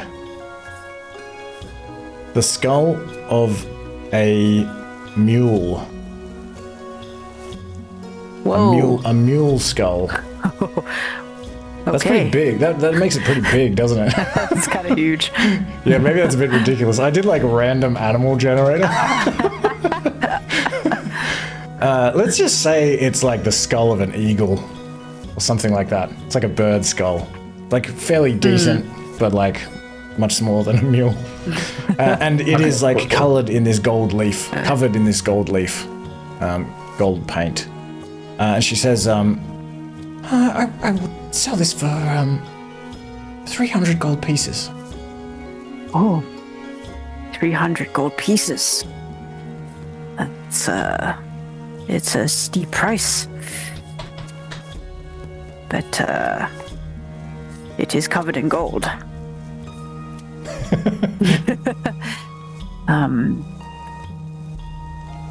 Well, I could do you, why don't we, maybe consider a deal? I have some other components I'd like as well, such as licorice root and a tentacle. A tentacle? Maybe we could, tentacle from a giant octopus or squid. Oh. We do. I'm sure you must come across them. Yes, it is a spell component that I do recall seeing a piece of a giant squid tentacle. I'll have to find it. I'm not sure where it is, but yes, I'll have a look. You can follow the smell. Well, it's in a clay vial. Oh, it's very civilized.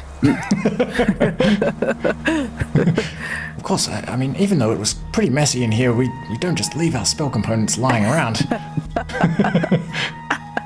She'll go through some of these crates looking for this this clay vial, and soon enough bring it back to you. Yes, these are this is pretty rare. This is difficult to come by, as you can imagine. A giant squid. It was sold to somebody who sold it to somebody who sold it to us. I could do this for probably 80 gold pieces. I see.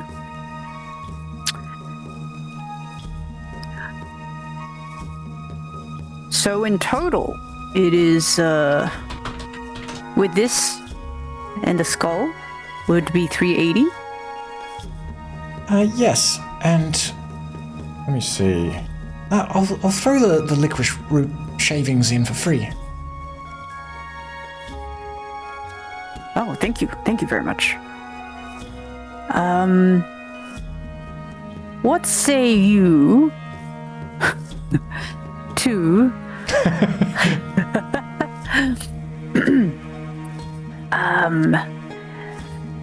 250 gold pieces with some of these beautiful, exquisite items that belong to a very powerful wizarding relative of mine. And I'll bring out this small golden bracelet, amber amulet, ruby dust,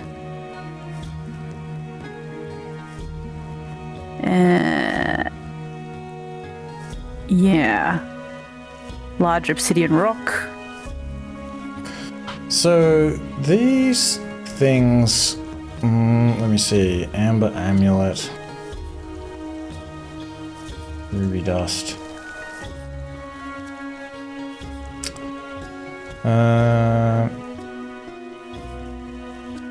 Oh, and these.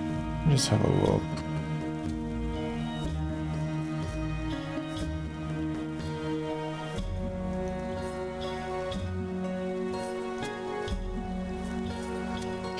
Yes,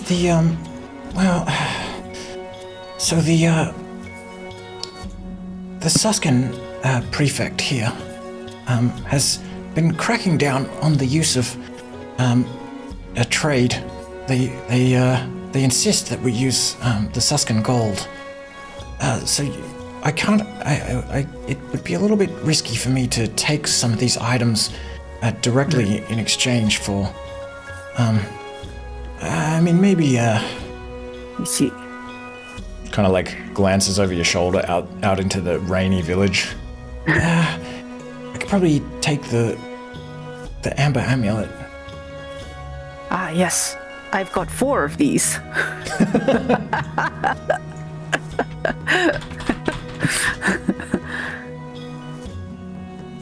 She says, the amber amulet, I'd probably only be interested in. Well, I could take 2 of them. I could knock maybe 10 gold pieces off the price for that. Oh, okay. But otherwise, you could maybe go and sell some of these things at the curio shop. I see.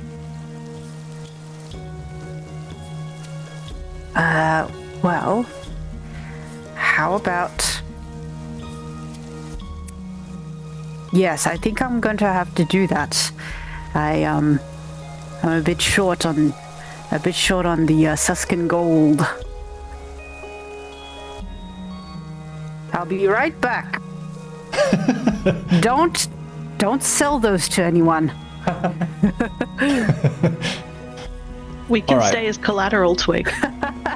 Oh, good. Yeah, I can stay. Really might actually go. Oh no, I might wait because we've only got 1 pin. You've only got 1... Oh, what did you want to do? I want to go buy some cold weather clothing. Some what, sorry? Cold weather clothing. Now that I've donated mine to our good friend Jasper here. Oh yeah, okay. Well, I'll say actually that maybe Jasper was able to obtain some clothing in Treehollow Towers. Okay. So you can just have them back. He was able to get himself a kilt and a sash and some sandals. Some probably enclosed shoes for the forest. Very stylish, Jasper. And yes, so Twig, let's just say, just to keep it a bit quicker than usual, you can kind of head over to this art objects and curios place, just this mud brick house with these 2 wooden stalls adjoined on either side of it. One of them is sort of like a hole in a wall type of setup with a square window for exchange of gems and small valuables, and the other one is like this kind of walk-in shack full of like art objects and things like that. And Zal, son of Brugma, is in here. He's this black-furred ungul, very tall and slender and kind of quiet, and has been sort of thrust into the role of like selling things at the curio shop. He will take these things off your hands. Yes. So let's work out. Also, can I add more items or no? I can wait. Yeah. Let's do one thing at a time. All right. Okay, so amber amulet. You're getting rid of 4 of them. Mm-hmm. So that would be 20 gold pieces. Sweet. Just make sure you remove the amber amulets. Mm-hmm. Okay, the small gold bracelet. Small gold bracelet. That would be 12 gold pieces. Mm-hmm.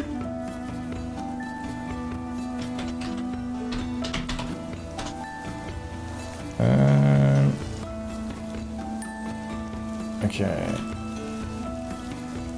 The obsidian, they'll do 2 gold pieces.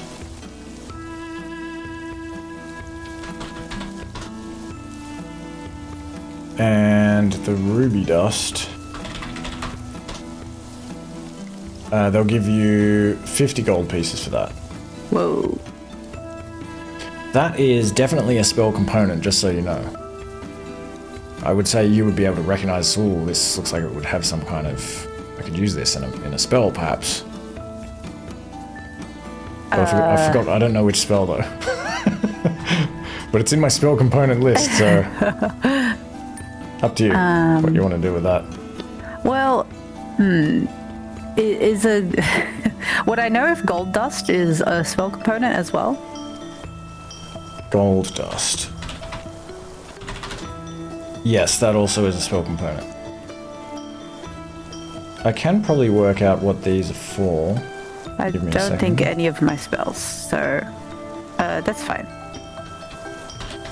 Okay. Gold dust. Oh, like arcane lock. And ruby. Continual flame. Maybe I'll get rid of the gold dust. And forbiddance. I'll keep the ruby dust. Okay. So gold dust was 25 gold pieces. Oh, dang. Okay. I need to sell just 384 minus 359. Sorry, won't be long. Okay. Oh, yeah, I'd like to sell the hematite and the 2-eye agates. I think I've already, identified those as 5 gold pieces each. Okay. So I have Yeah. 15 gold pieces there. Okay. Yeah. So two eye agates. Yep, 2-eye agates. Okay, let me get rid of 15. this.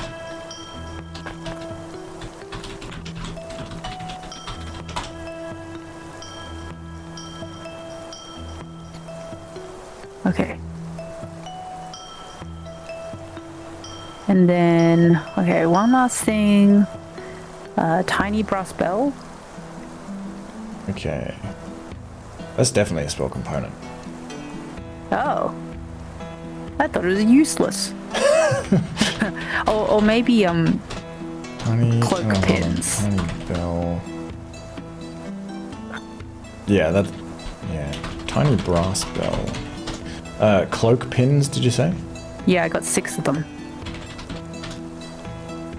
Okay.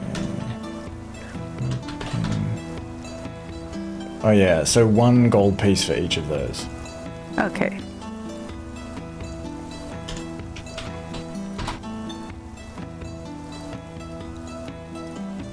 What does that bring you to? 384! Nice. I'm sorry, I'm using up all the gold. If anyone wanted anything... Does anyone want anything? Nah, we'll make the money back. Thank you. And Vindaris might also still have some. It's an investment. Yeah, invest in me. Spells will help everyone anyway. Yeah, Thank you. better than little old tank me over here who doesn't actually do that much damage. What? No. No, really, I don't. Do you want the stats? I'll go through the sessions, all the videos on YouTube, and I'll write the stats for you. How have I sold all these items but gained weight? Maybe let's work that out. Let's work that So out. wait to the knowledge you now hold. Oh yeah, it's my brains. Well, I mean, Okay. probably, I guess the gold. Oh, it's the gold. Okay. Well, I'm getting rid of that soon. All right. But, Yao Mei, the reason I think you're not doing much damage is because you've only got 15 in your strength. Yeah, my strength isn't that high. Yeah, no, I know the reason why. It's literally just spells are more effective at this point, Oh, yeah. while I'm still working to beef myself up. Yep. Okay. I like to go back and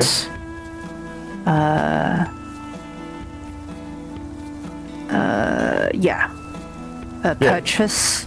Yep, you can go back and see Zena. The others are sort of waiting in there. And you can make that purchase for... Hey, 350. I'm a loyal customer. You did help clean up, but then again, I did throw in those licorice fruit shavings. Although I admit That's true. that doesn't cost that much. Just kind of like thinking about it. What would Mum do? Give me a Your mum persuasion check. would want the customer to feel good. Dark.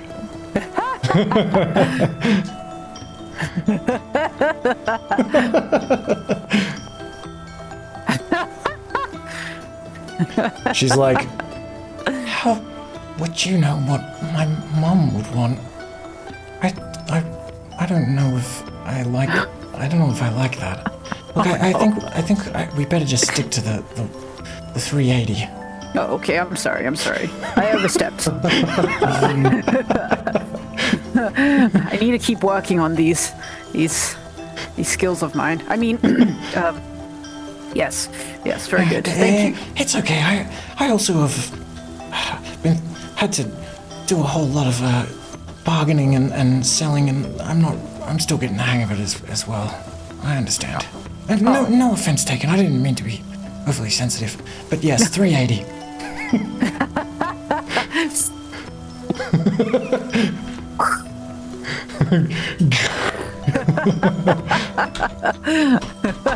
All right. She will happily send you sell you those things for 380 gold pieces. Thank you.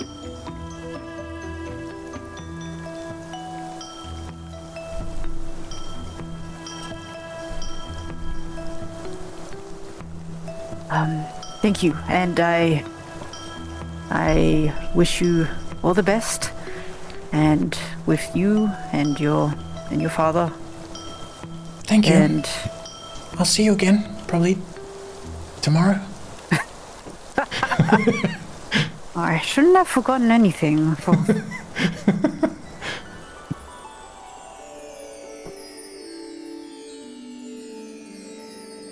Hey, shall we make our way to the castle?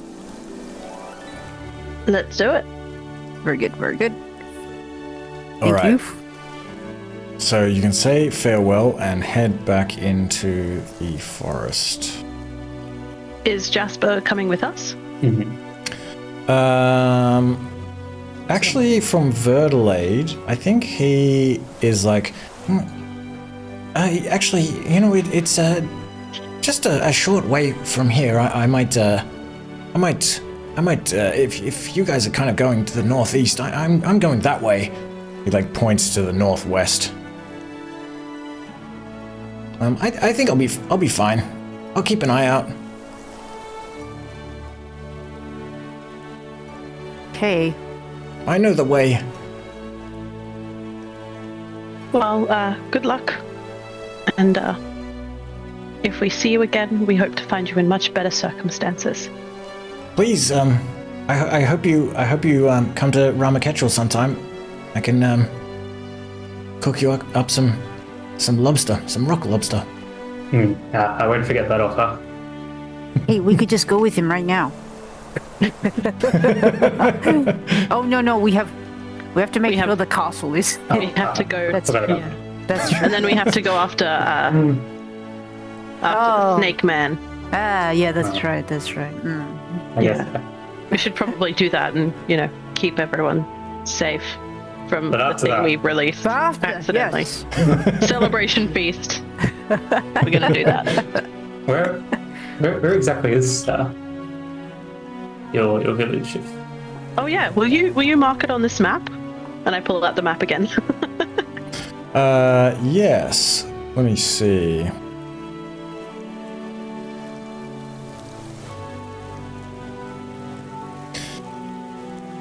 I will say Ramaketral is here.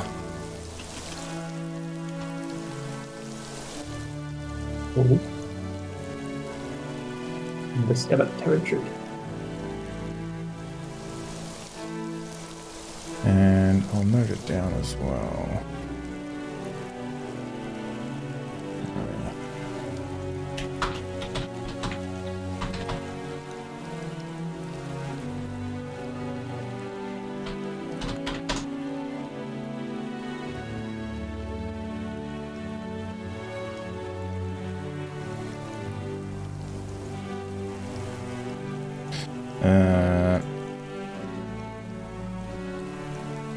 Yeah.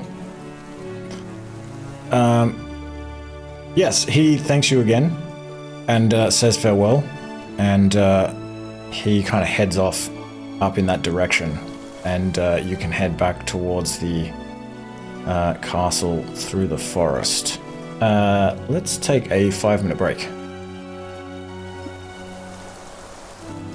Mm-hmm.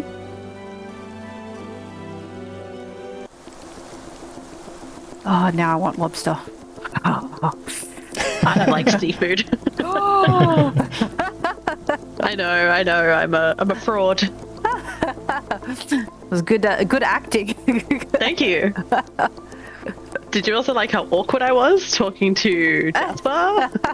That was authentic. Not acting at all.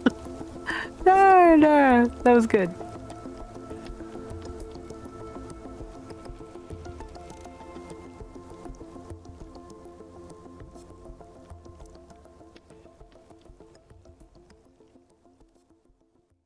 You leave Verdelade and you head back into the forest. And are you going to follow the forest path, or do you want to go into the forest directly towards the castle? You've travelled for about 5 hours already today, and it's sometime in the middle of the morning. A few hours before midday, and still raining lightly, periodically, or intermittently. To make it to the castle, we might want to go into the forest if we want to get there today. Yeah, I think we might have to risk it. I'll get Leaf to scout out. Should help. I will do my best. Okay. You can head to the northeast. Takes you a couple of hours. Sometime around midday.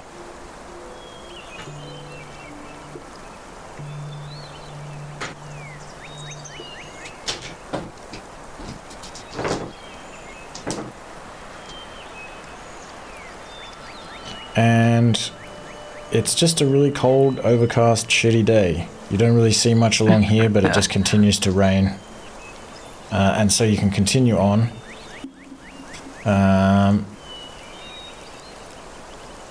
Do you go north or northeast? What do you guys reckon? North? Yeah, north. What? Okay.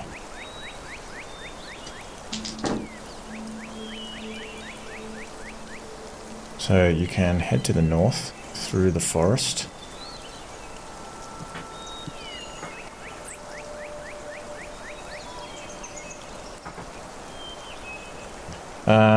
But you begin to grow pretty tired.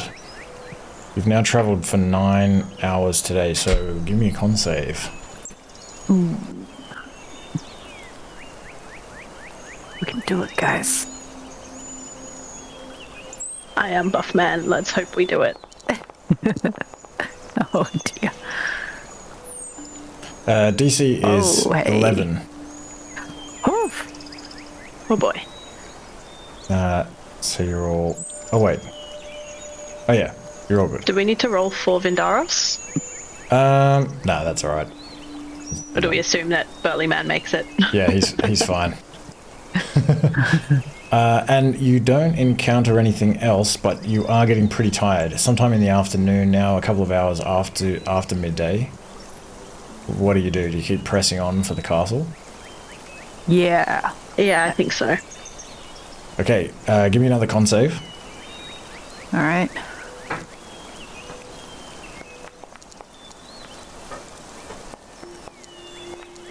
And the DC is 14 this time. Ooh. Oh no. Okay, Oh, no. so Yao Mei, 1 level of exhaustion. We must Marked. follow Yao Mei. Yeah, we're fine. I'm fine. I start trudging instead of walking. Alright. And it is beginning to get later in the afternoon. It's still raining. Still pretty dim. Yao Mei's exhausted.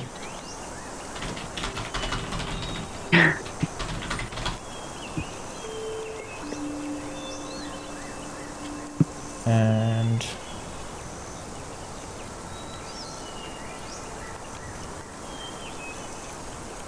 soon enough you begin to recognize much of the landscape around here, and you can see through the trees ahead this ruined fortress built on this rocky raised area, some way back from a large bay leading out onto what you know to be the Sea of Eternity.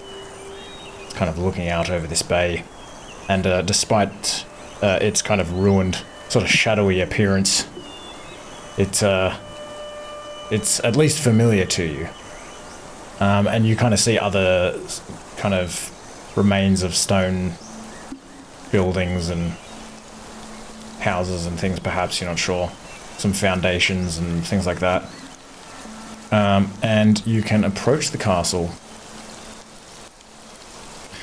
and there is actually, it's interesting because the cave where you previously, I had like a note here for the hex, but it was empty. You previously went through a tunnel down to the south and kind of emerged from that cave in there and fought that bear and its cub. So I'll say maybe you kind of meet up with that creek, with that stream, some way further closer down the hill towards the castle, sort of missing the cave itself, but then you can follow this stream the rest of the way to the castle.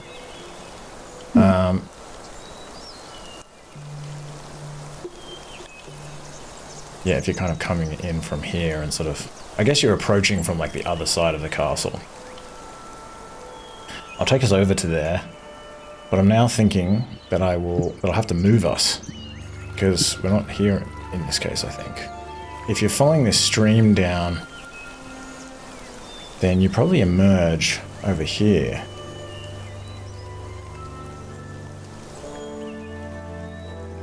And who wants to control Vindaros?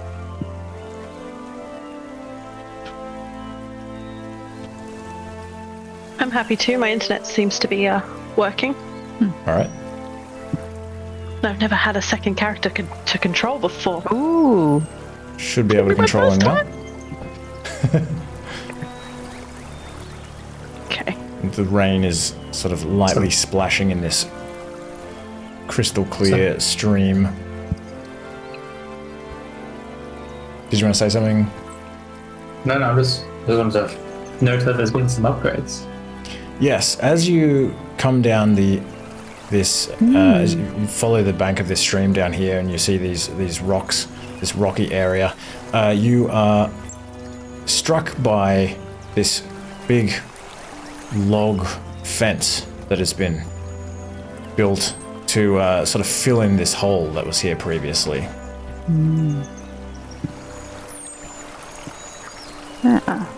Looks like they've been industrious. All right. It's a good sign that things are working.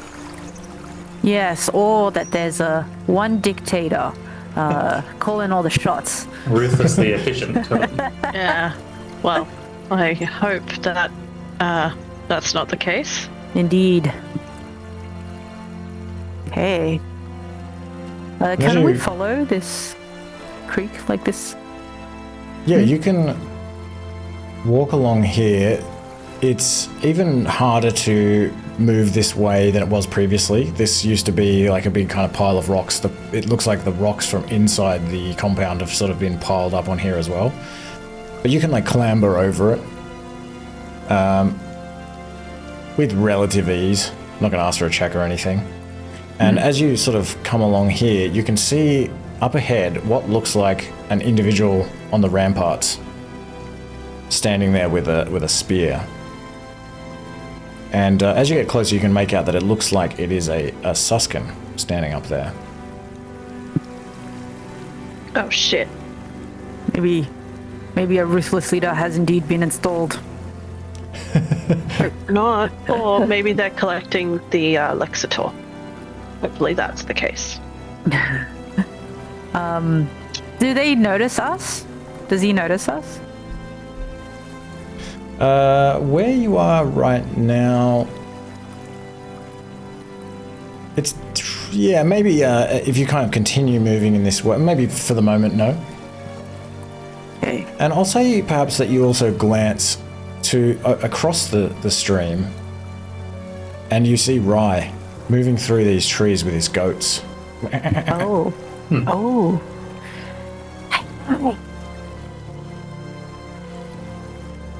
He doesn't hear you if you whisper, but perhaps he sees you after a moment anyway, and he waves at you. How are you? Hello. He seems relaxed. He does seem pretty relaxed. All right. I'm gonna cross the slippery stream. He's just gonna run across it. Ooh.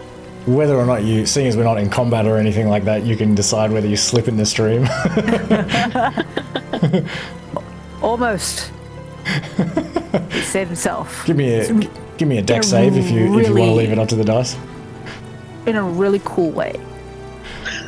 So Twig like nearly slips over and then like, but it looks really cool. Yeah, exactly. It looks intentional, like he was joking around, but it was actually real and no one else knows.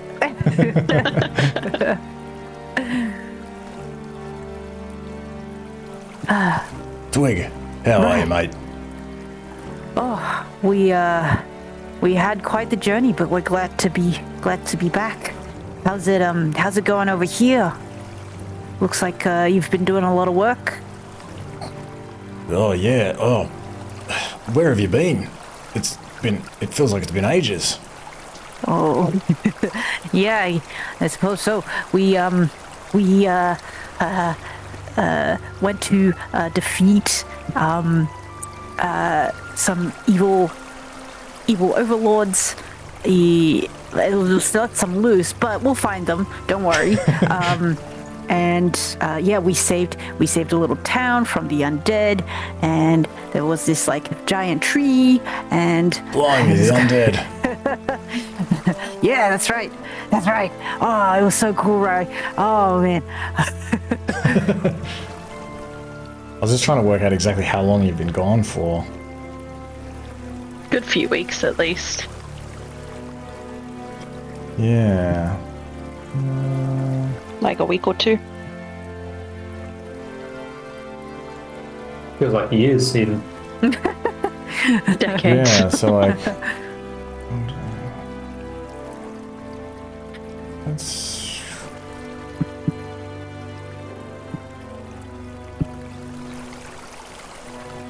that's something like 16 days or something like that.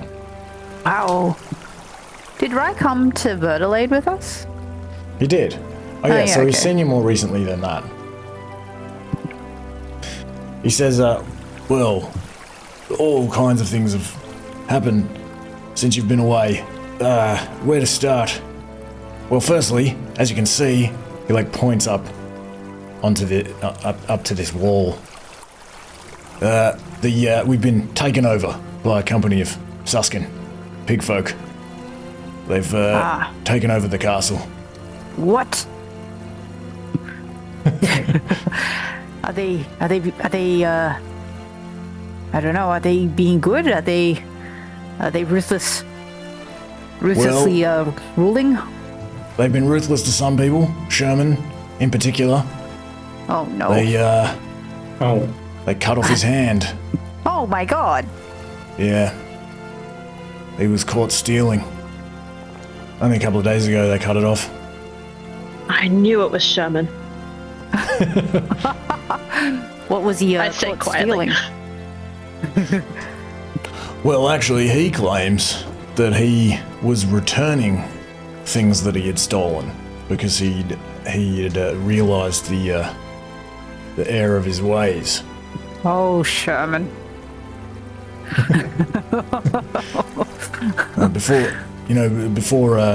Before you left, Vindaros had some very convincing things to say about theft, and I believe Hembe. Well, Hembe, I'll leave it up to her to talk to you about. I think she feels kind of responsible for it.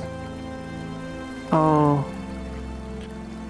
But yeah, there's a Suskin warrior priestess at the head of the pig folk. Her name's Demetria. Demetria of Krona. Or Demetria Krona, as is the common custom in these parts. When did she come? Demetria showed up. Let me see.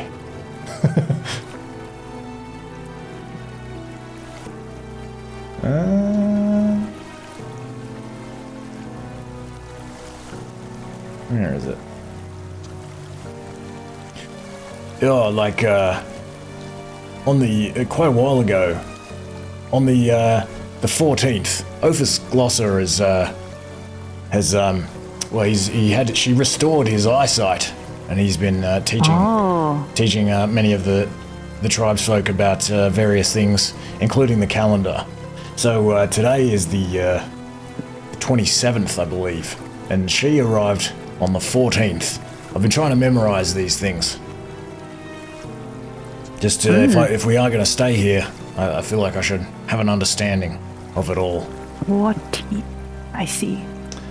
Yeah, she showed up with these Suskin, the whole bunch of these hoplites, and she has magical powers. She healed Ophis Glosser. I see. But yeah, you might want to go and speak to her, because she wants us out of here. No. And now we've also got all these Mousefolk. The Mousefolk. Yeah. They made it. Yeah, so after we came back, Jefferson Jones, he went off looking for his folk. Well, he didn't go off looking for them. He was about to. And then old Lazarus, keeping a lookout on the wall, he spotted a bunch of Mousefolk down near the old docks or whatever it is down there. He like points at these kind of foundations like further down towards the beach. A whole bunch of them, 50 of them or so, walking through there. And he of course alerted Jefferson, and he went running down there, and we welcomed him in. And the Suskin, well, they didn't want them to come in here, but we convinced them to let them. But if anything, it's only made the situation more urgent. They want us out. They've given us only like till the end of the month. But where would we go? And yes, why? I don't know. You'd have to. I don't really. Demetria Krona doesn't really talk to me. I just try to mind my own business and feed my goats. Understandable. You might want to go speak to her, but she's a rather intimidating woman. I wouldn't be walking around with those bronze weapons of yours in full sight. I see. Well, you do have one of those licenses they gave you, so I don't know. No, that's a very good point, because I think they'll take that off us too. At this point, especially if they're kicking us out. Yeah. We'll probably have to hide it all. How many of them are there? Maybe 15, 16, something like that. Okay. But apparently there's more on the way. Whole army. Oh. Well, we've negotiated once. Guess we can try it again. Well, yeah. At least Paluto and Junti like the idea of leaving. They've tried to grow a few things here that they purchased from Verdelade. Nothing will grow, apparently. Oh. Cursed lands. Yeah, I mean, there's barely enough to feed these goats. It's just all this rock and stone in the earth, you know? Maybe we can ask them if they've seen anywhere better. I don't think they'll let us go there without paying a price. Somehow. But we can try. Oh. Well, thank you for all you've told us. It's certainly worrying, but maybe we can convince them. Yeah, well, good luck with that. Demetria Krona is, well, she's not the nicest person I've ever met. Granted, I am, very, very rough in my boorish. Ophis has been trying to teach many of us that as well, but yeah, I'm not so good with the old language learning. Doesn't come easy for me. It's certainly difficult. Yes. Especially taught by unfriendly types. Well, I mean, the Lexator's all right. You know, everyone's getting excited about money. You know, the idea of having this sort of you know, kind of freeing up people's time, allowing them to specialize a bit more. It's been really exciting for people, especially, you know, those who have very specific interests they can kind of focus on. Focus on their hobbies, their pursuits. And the council that you set up before you left, you know, they're still looking out for everyone. Still relatively civil to one another, but yeah, unfortunately, yeah, they're not really able to. They're not really in control anymore, I guess. At least they've been looking out for everyone. Yeah. Well, actually, Carly and Brond in particular, they've really been keeping everyone together. Guess Including we'll have themselves. to thank them. Oh! I love that. Yeah, they've gotten pretty close to each I other. ship them? You what? Can I say that I ship them? Ship them? I don't know the term. Oh my gosh, I'll explain it to you later. I'm much too innocent for these jokes.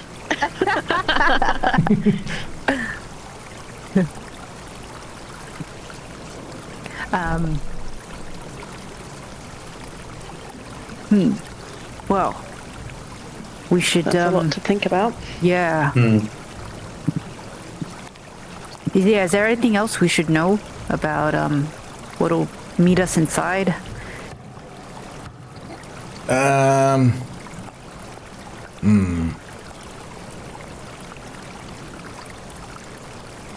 Other than that, Hembe just feels bad about Sherman. And Sherman's in a pretty sour mood. Luckily, Demetria healed his hand, so he's not likely to die from an infection. But that's, you know, it's a small still comfort lost to a him, I'm hand. sure. Yes. Yeah. But, yeah, nothing else. Nothing else, really. That's pretty much everything. Welcome back. I hope you can do something about it, because I don't know where the hell we're going to go. Yeah. Yes. Yes, we'll have to. We'll have to do something about this. Alright. Should we go straight in, or should we be planning something? Well, yes. I mean, how should we approach this, negotiation? I suppose. I would think listing the things that we've accomplished might help. They did give us a few tasks to complete, like Oh, yes. helping Verdelade. and we did those things. We've also, defended their kind from the heron as much as we could. We protected Ophis, even though we also brought him to a place where he got blinded, but that was his own fault. We could threaten that we will release more aberrants. We could threaten to release aberrant. Just to stop there. Oh. Ah, yes. Maybe we don't want to tell them we have. Maybe we tell them we will. Or that we've seen them. We can describe the creature that we saw and say that we need to hunt it down for everyone's safety. That's true. That's true. And we could talk about Vindarus's premonition of a snake demon. That might help. We need to stop that. And it would be better if we had a home base rather than find a new place to live while we were dealing with all of that. Maybe? And then if worst comes to worst, we kill them. Yeah, but they have an army coming. No, we kill the army too, with the aberrants. I mean, the more I learn about this Suskin, the more I tend to think that the heron have the right idea. Yeah, I don't really like them, to be honest, at all. Could we recruit the heron to fight them?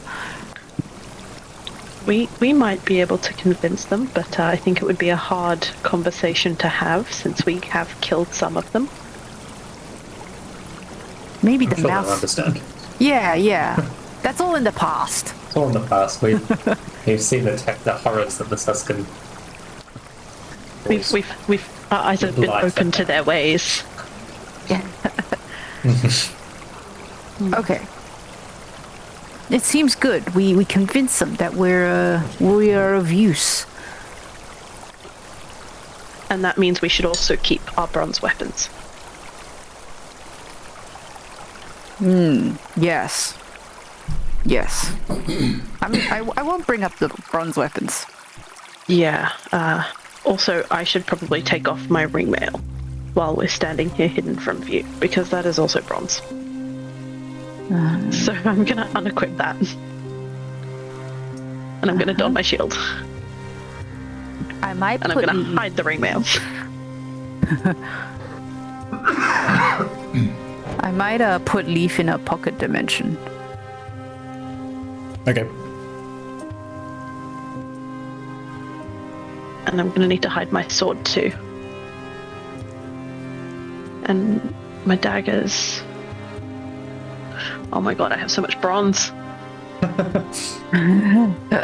you think I could recruit Vindarus to hold some of that stuff?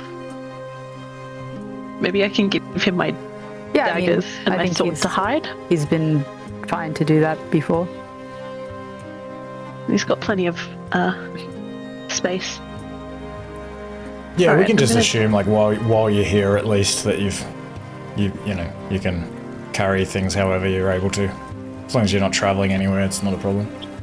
Cool. Am Well, I unless okay you get to into just combat, move of course, them? but we can just assume Yeah. that you've given them to Vindarus. That's cool. Okay. So I don't need to move them out of my inventory and into his or anything? Or would you like me to do well, that? it depends what you want to do. Yeah, you can move them to his inventory if you want. Yeah, I might do that.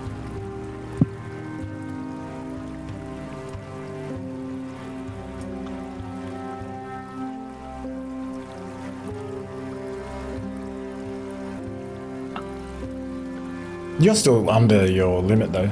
68, is it? Yeah. Yeah, 68.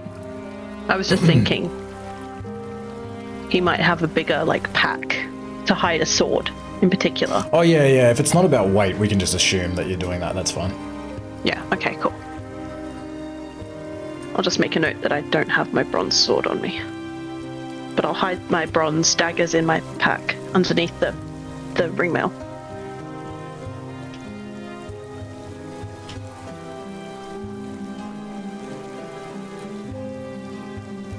Okay, any other bronze we need to hide?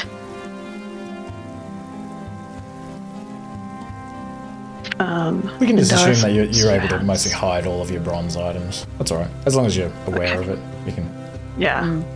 My only concern is Vindaros has some bronze javelins. How long are they? And would he be able to hide those? Yeah, pretty long. Just trying to think if he has... like a blanket or something like that. Well, he definitely has a bedroll. He has this torn piece of sail as well. Oh, that's true. Yeah. I can have a scarf to wrap them in. If you want. Yeah, maybe the scarf and the sail together will just kind of look like he's got a bundle of fabric that he's bringing back or something. Okay. And that'll Yeah, be we can enough say that. to disguise it. But everything else is small enough, I think, that we could hide.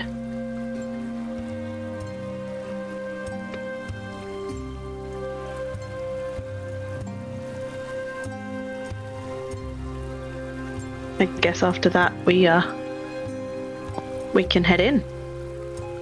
If there's no other plans we need to, or anything else we need to discuss. Not sure if there's anything else.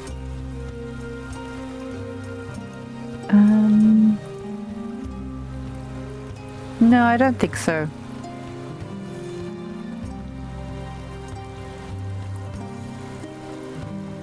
Okay. Let's go. What is this thing?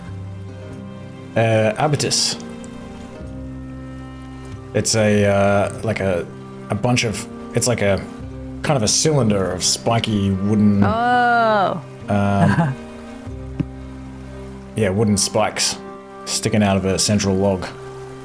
Used to prevent, like, I don't know, attacks. Cavalry? Well, it's interesting. Interesting, No, Reddy, don't walk into it.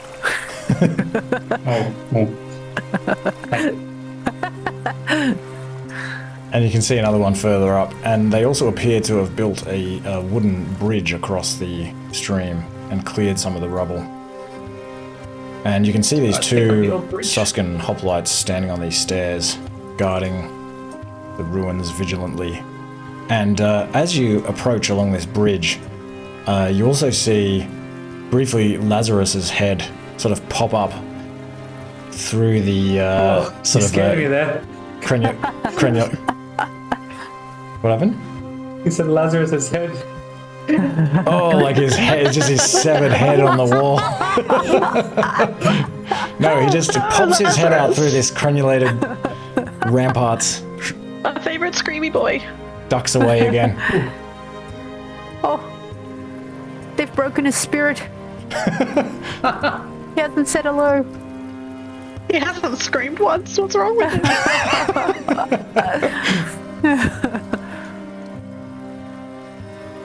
All right.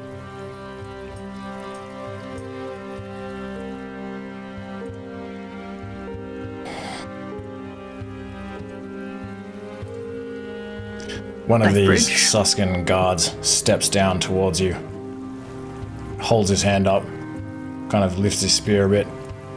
Halt! Who are you? Hello. We are the What? heroes. He like turns to this other Suskin. Oh, it's more of these weirdos. Can't understand what they're saying. Look at this one. Tiny and furry and weird looking. I guess I get the pendant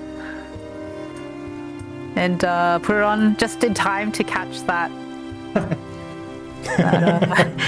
I was gonna say, how subtly can we pass this to Twig so that he knows that they're talking shit? You can kind of put it in like Twig's hand behind his back or whatever. He can slip it on.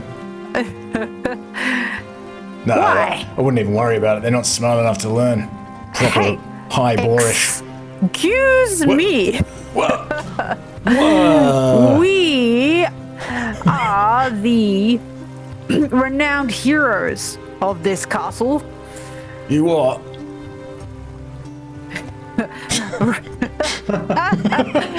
We are protectors of the people here. These weirdos, you say, are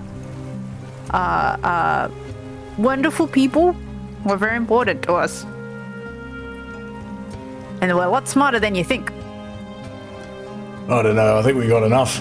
I think we got enough in these ruins. All of you's got to clear out anyway. Well, Soon enough. I think that's something for us and Demetria to be discussing. Maybe at this point, Lazarus pops his head over the wall. It's the heroes. Hey, guys. Hello! This Suskin sort of looks over his shoulder, like rolls his eyes. Ugh. Lazarus is like, I saw you coming, but I didn't want to alert anyone to your presence. Thank you. Thank you. It's good to see you. It's good to see you, your head on the rest of you. My head's always taking a rest on me. It's very tired indeed if it had to go walking about without me.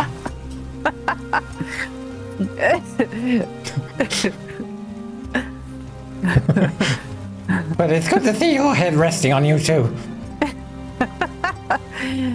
Yes, yes. this Suskin up here kind of rolls his eyes like, ugh. I think I have heard them talking about these. He's got the exact same voice. I have heard them talking about these heroes. Fine. I suppose we should take him to see Demetria Krona. Yeah, I'll do it. Come on, you weirdos. This way. He keeps on calling us weirdos, guys. I mean, I don't think I'm that weird. Yao Mei just keeps his hand gently resting on his sword as he passes by the other one and just kind of glares at him. I don't know, but it seems pretty accurate to me. Yeah, but they're being rude about it. It's fine when we call ourselves weirdos because we're being respectful. It's different when they are doing it because they're being rude. Yes, my feelings exactly. What are you all on about? Come on. I haven't got all day. All right.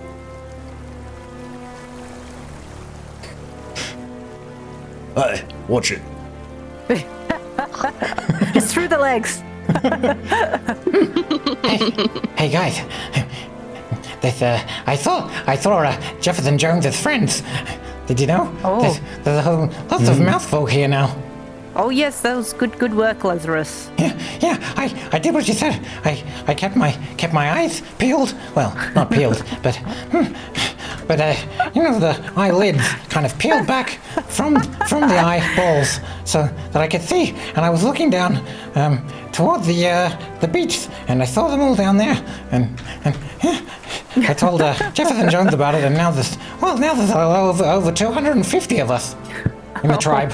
The council said they could join, but the mean pigfolk lady, she doesn't like them. She doesn't like anyone. Yes, we're gonna need to have to speak to her. Oh no, I wouldn't do that.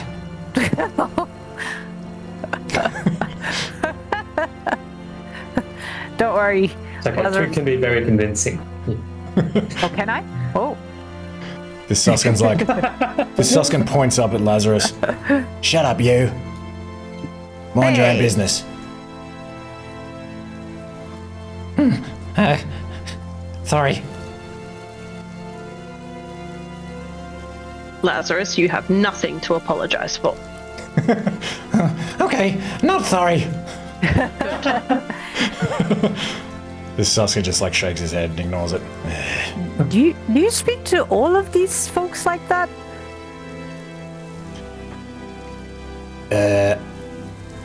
Well, what do you mean? That's rather brusque. Well, I don't know. It's raining, and I'm on guard duty, and not in a very good mood. What? I've never had anyone ask me that before.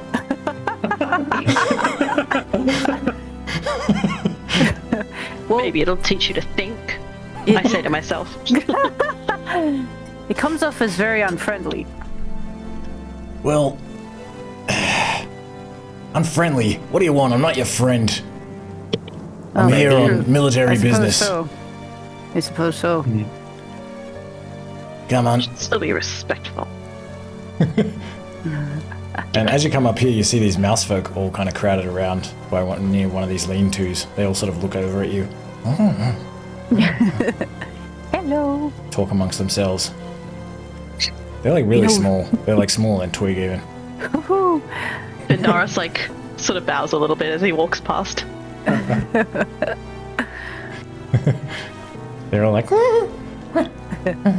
hey, don't worry. Themselves. We know Jefferson. Where's Jeffy? He's inside. Ah, Jeffy. Okay. We'll find him. This guard kind of speaks to this other guard. Yeah, don't worry, I'm taking him to see Demetria. Listen, he like turns back to you all. You can go in and find her. She's in the throne room. All right, I got better stuff to do.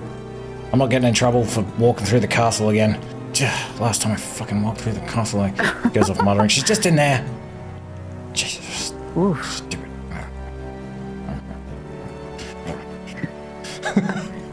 Ooh.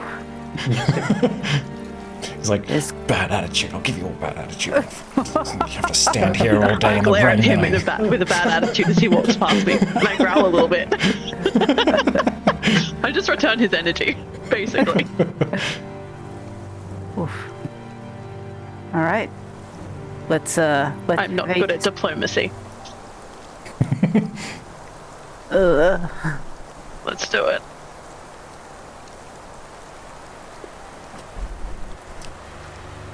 Oh, Jefferson. wait, Oh, is that Jefferson? no, Jefferson isn't in here. Oh, Sherman. We'll have to Sherman's stop in just with like- him later. Sitting here in front of the fire, chewing on like a little piece of meat. It just looks pretty miserable. He kind of looks up as you come in. Hi, You guys are Jefferson. back. I mean, hi, Hey, Sherman. Welcome back, I guess. Sorry about your hand. We heard. Man, well, you weren't around to do nothing about it. Oh no. It's true. where you been anyway? We've been Everywhere. Where haven't we been? It's been quite the journey. We'll have to tell you about it. After we talk to this Demetria lady. Meh, that bitch. Yeah, she sounds like one. I was only trying to do the right thing, you know?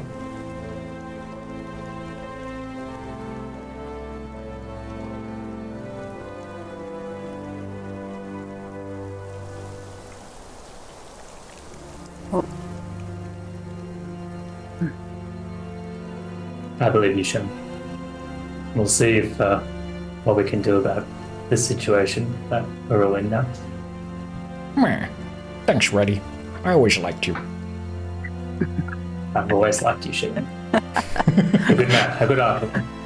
I didn't mean to be in such a pissy mood. I ain't happy about the situation. Now they're telling us we Would- gotta leave.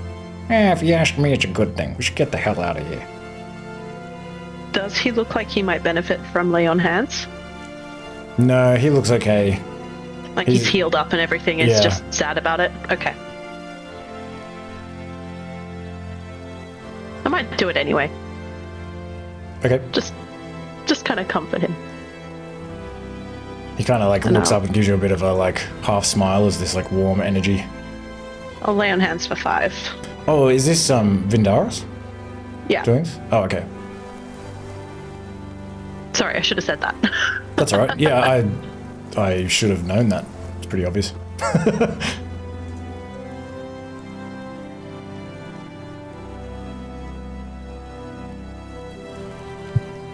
Poor guy.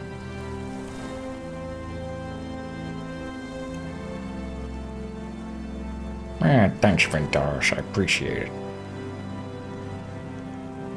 Anytime. I'm not going to try and imitate Angelo's voice because it would just be a travesty and we'd all be crying, so take away from the moment.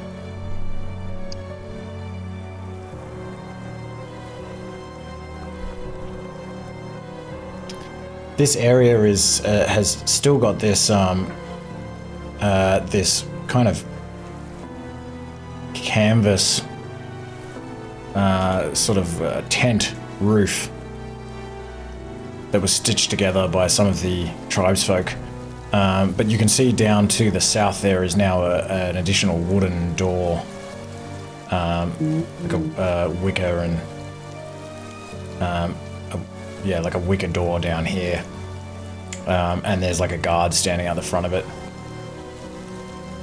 But otherwise you see the usual characters kind of clustered around this room. It's a little bit busier than usual, probably because it's raining. And people are sort of talking in low, hushed tones.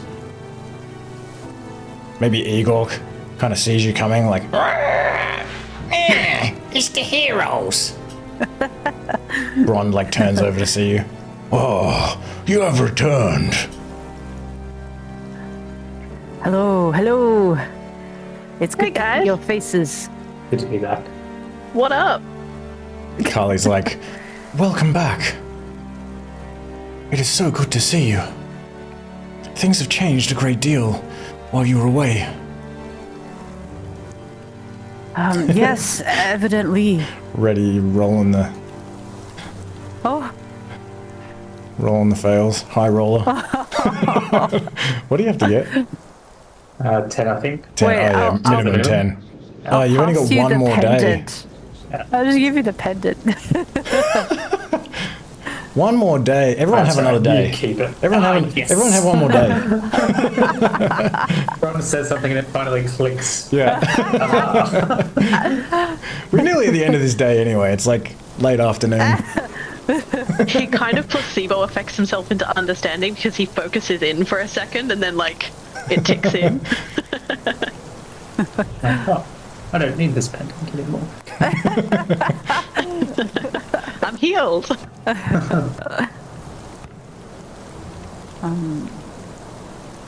Yeah, it's disturbing turn of events. All these Suskin here. Yes, but we have gained these new friends who, I'm glad to say, seeing as you all taught me not to eat other folk, I have made friends with some of them. They are good people. That's good. We're very proud of you. That's a big learn for you. We're very proud. I am becoming a better man. Carly is seeing to that. We had. Yes, we have become close. Twig, your voice is getting weird. What's going on? The power of love. Twig loves love. No. What do you? No. It's nice. That's all. It's okay. Everybody loves love. Igor's like, It's gross. Blah.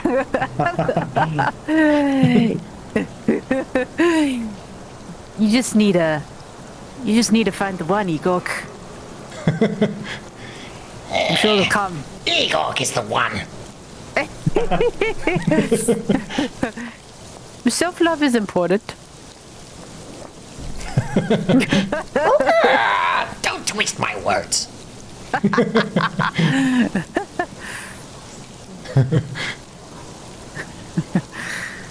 Yes. We are no longer in charge here. Well, Carly is not. I was not on the council, as you well know.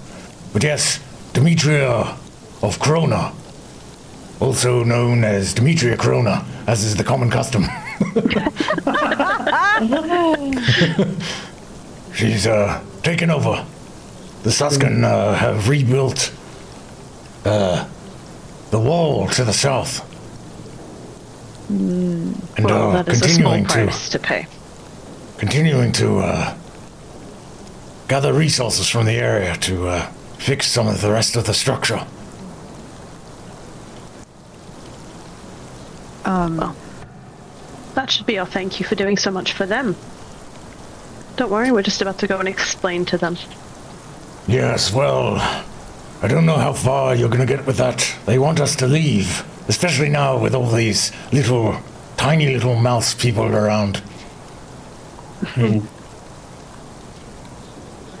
Maybe we should just eat them. The mouse Brond, I people? think.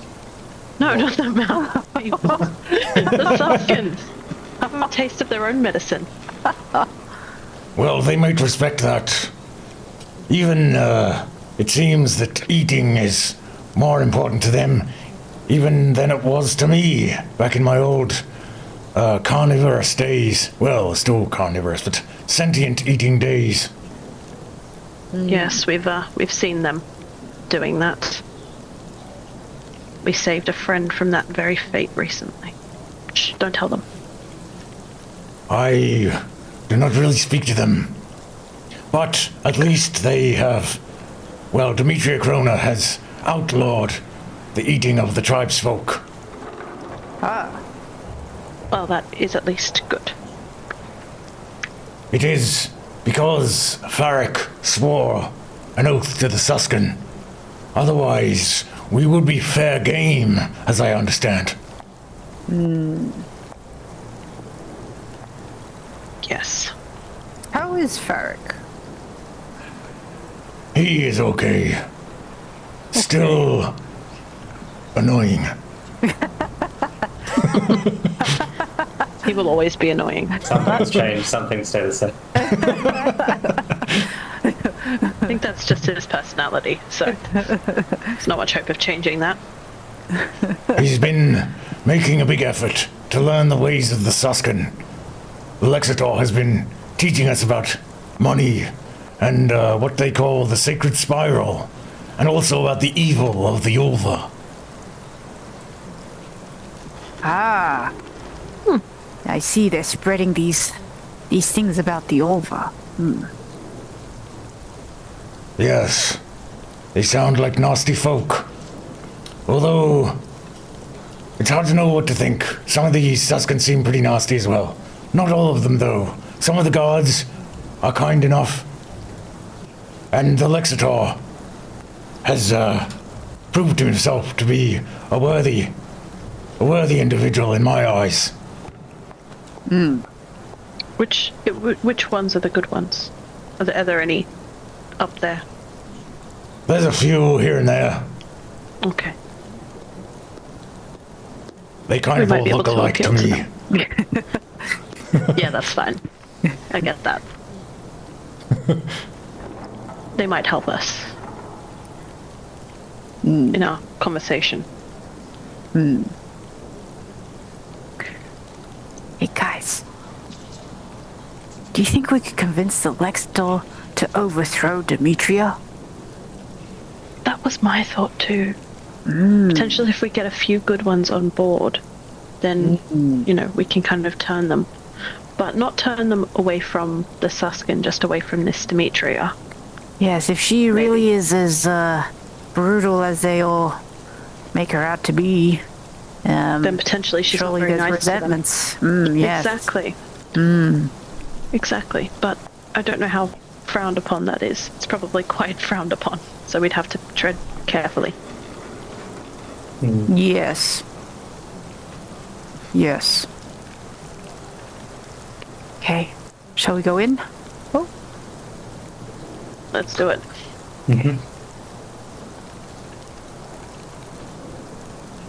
Oh, hello. Momak, Migu. Twig. Good to see you again. ready. Hello. Yao Mei. Welcome back. It's good to see you both. Yes. You excuse seem me. well. Oh, hello to you too. Hello? Oh. Hello. I try hello in Boorish and completely butcher it.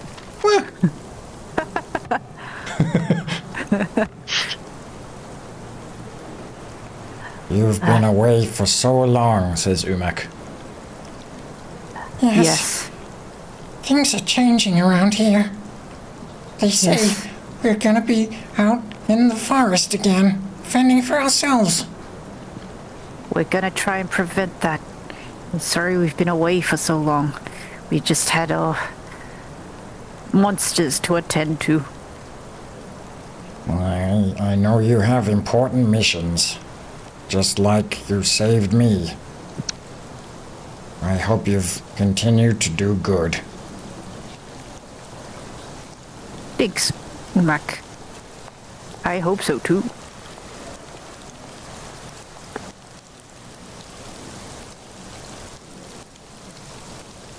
Alright, we're gonna go talk to Demetria.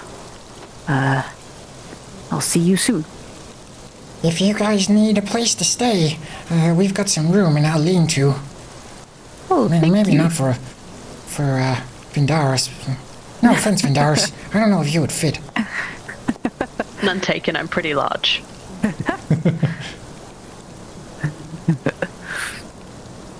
Well, thank you. Well, yeah, we'll need a place to stay. It's gotten pretty crowded in here.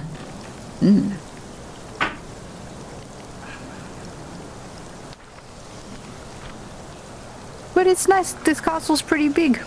We all seem to fit. It is good. It is good, the size of it. Although we've struggled to find food for everyone. Especially with all these Mousefolk. Nothing against them. Certainly is a important issue, though.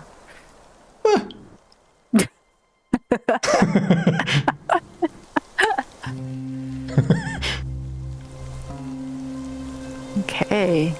What do you want? Hello? We are, we would like to talk to Demetria. She's in there. Points over towards the main room, the throne room. Ah, I see. Thank you. What are you guarding over here? I'm not guarding the door. He opens the door. We still haven't done anything with this room. It's where we were keeping the Archelon. Oh. Yeah, I see. Very bare. Minimalist. Yeah. We'll probably have to fix it up soon, I'd say.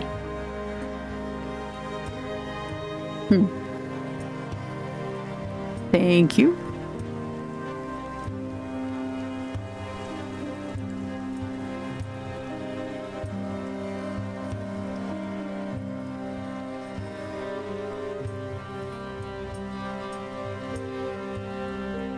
You see the usual scene in here pretty much, although it's much more packed with these Mousefolk. And you can see at the other end of the hall, up on this this platform,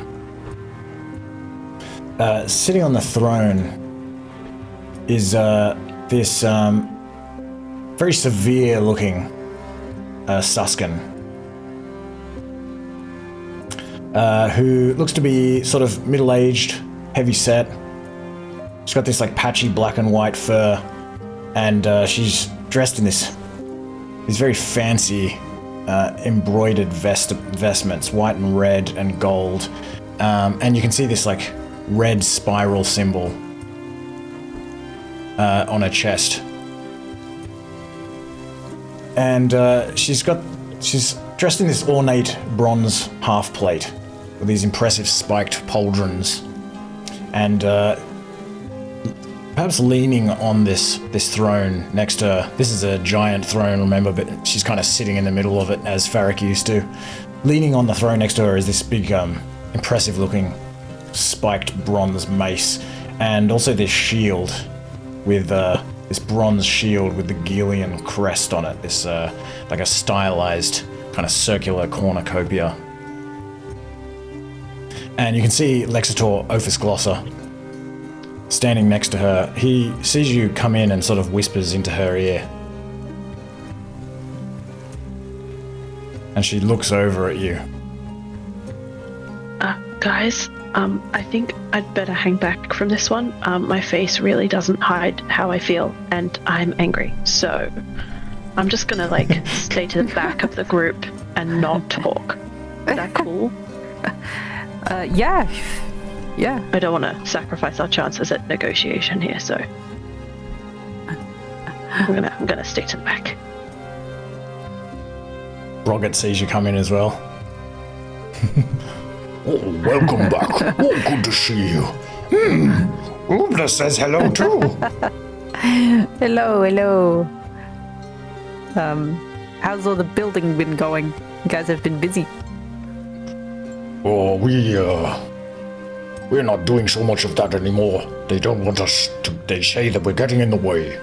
Oh no. They seem awfully commanding. Yes, military types. Yeah, military types.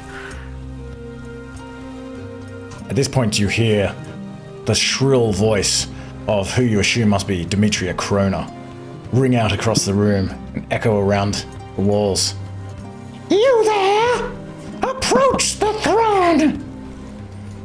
Whoa. I wish to speak to you. Oh. Alright, she's asking us to approach. Are you ready? Ready? Okay. I'd say I'm not ready, but I'm sticking back anyway. As you come through here, you see Jefferson Jones, who is nearby. Oh, hey guys. Oh, Jefferson. Jeffy. Oh, there you are. And Farrick, also kind of leaning on his staff, turns around and greets you. Oh, welcome back. Hi, Farrick. good to see you, Barry. Good to see you well. You too. And you can see Ismail up here, who was the Ekin that was sent south to Fort Eremathius to seek aid. And Lexitor Ophis Glosser here as well. You can see that he has been healed. Whatever the Elfinian infliction on his eyes is long gone. And he kind of nods at you as you approach as well. And Farrick steps out of the way a little bit. I wouldn't keep her waiting. Okay. You there. Who are you? State your business.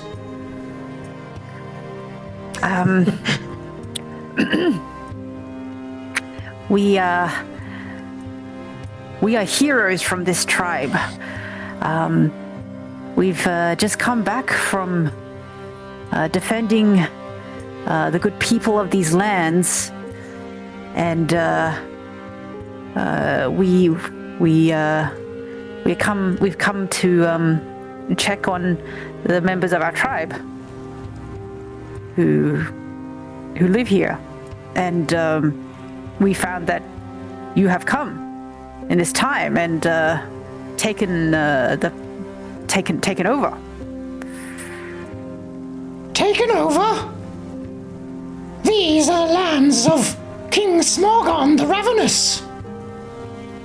It is you who we allowed to stay here. But yes, I have heard of these so-called heroes. They talk about you here. I was, in fact, awaiting your return. For many of these folk appear to defer to you, even though they claim to have a council.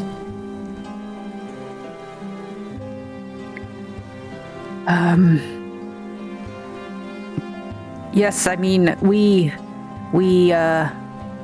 defend them. We're the spokespeople. And, maybe, we can talk a little bit about, what you are doing here and why you want us to leave. What am I doing here? My name is Demetria of Krona. I've heard. Or Demetria Krona, as is the common custom. I love it. You do that every time. We have been ordered to secure and reinforce the fortifications of this castle. We are to remain here and hold it until an army arrives. These are upon the orders of Prince Hognar, who wishes that the castle should be cleared by the end of the month. That gives you just under 2 weeks to vacate.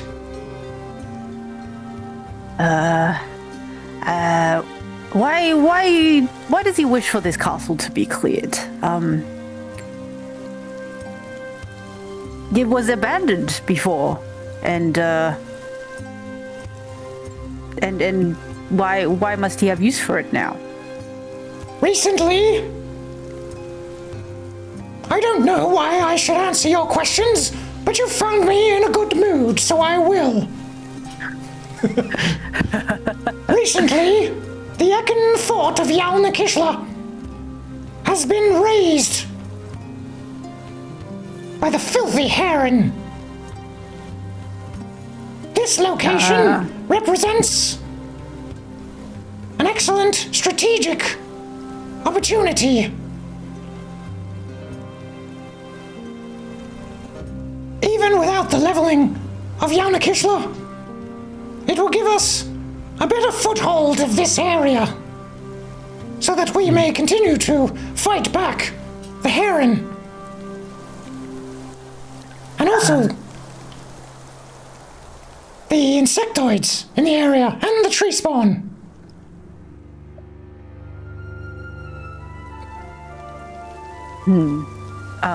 I'll relate that to everyone. They want this place to keep an eye on the heron and insectoids. What if we offer them? Well, we've already been doing that, haven't we? Yeah. What if we say we can do that? And that would be useful for us, I think, in negotiation to know what their goals are. Yeah. And they seem to be, I'll use air quotes, aligned with us. I do it subtly, because, kind of ducking down, almost like behind Vindaros a little bit.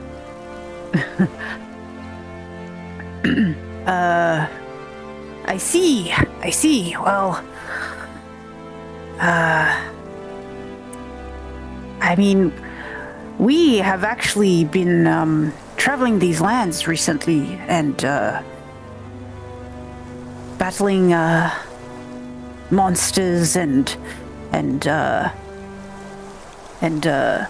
powerful creatures.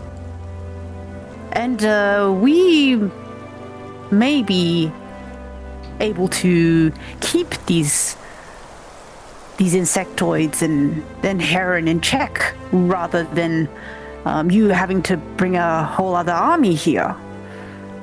I think if you let us reside in this castle, we could be of benefit to you. The four of you believe you can take on the armies of the heron? The hordes of the insectoids? Well, we cleared this castle of insectoids, and we brought down a Grimbower, and Who has the wands? We should pull them out. Oh yeah, I'll pull out some of these wands from my backpack. Yeah, see? And we managed the undead in the tomb of Talus Radic. The tomb of Talus Radic. I know nothing of this. This sounds Wow. like hogwash, No! No! which is not actually an insulting term. No, wait, yes, it is. We do not like to wash too Regularly, no, I don't know. She's like, Listen, I have been informed by Ismail here that the treasure chest that is in these ruins is to be considered payment to you for rescuing Verdelade from the tree spawn. I know nothing of this tomb of Relis Tadic you speak of. And you may have been able to clear these ruins of a few beetle-form insectoids. But that is a far cry from the hordes of insectoids that hide within these forests. They're too afraid to come near us because we're too big. I assume you're translating for us as we go. Yeah. As in, you mean like because there's Insectoids 250 of us? Or? Yeah, because there's so many in the castle I was like, already. They're not so gonna. big. I believe that our numbers can keep them back. We're quite a large group, larger than any other group in this area. she cuts you off. Listen, there is simply no discussion to be had. We are here on the order of Prince Hognar, the son of King Smorgon the Ravenous. We have been told to secure this castle until Prince Hognar's army arrives. And we will do as we are told. You and the tribespeople, we have been informed, may settle anywhere else you please. She's not budging, guys. Well, perhaps we could try and convince them that their forces are better spent somewhere else, and they may use this as a passing post. We would never turn them away. But, I mean, it is a good point that we're struggling to grow food. And we're already struggling with enough food to feed everyone here. Jefferson Jones steps forward. He's like, Hey, excuse me, I don't mean to interrupt, but I've got an idea of somewhere where we could go, maybe. Oh, Where is it? Oh, well, when my people first came here, we came across the Anda Vega. It was nearly a year ago, and well, we found a wonderful place in the hills and fields above the floodplains of the Anda Vega Delta. And we tried to settle there. If you remember, we were trying to get away from frog people, and we found wonderful farmland and a defensible position on a hilltop plateau there. But well, you probably remember that I told you about 3 months ago we were attacked by ant people, and well, we figured their tribe probably lived nearby. But many of us were massacred, and we fled, and we camped in the forest nearby, and we stayed there for a few weeks. We wanted revenge, and to take back our plateau. We sent a scouting party to investigate, and we discovered that the ant people had begun digging these deep holes into the hill where we'd been trying to live. So maybe the ant people weren't living nearby, or if they were, they seem to have migrated there. But I feel like if we can't stay here, I think I've seen you guys defeat a tree spawn lord. I feel like you might be able to take on the ant people, and we could have our revenge in the process. We all know revenge is very important, Jefferson. We would never deny you that. Vendaris nods in agreement.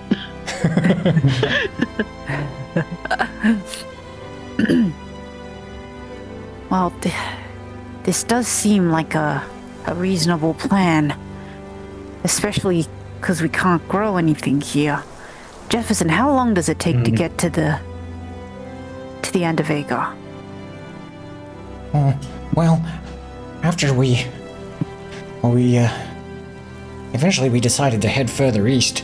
You know, we watched them for a while, but we didn't have enough stronger warriors among us to take them on. And so yeah, eventually we headed east. We traveled quite slowly, though. There were many wounded and injured among us, and he scratches his head. Then we made some temporary encampments along the way, but it probably took us nearly 2 months.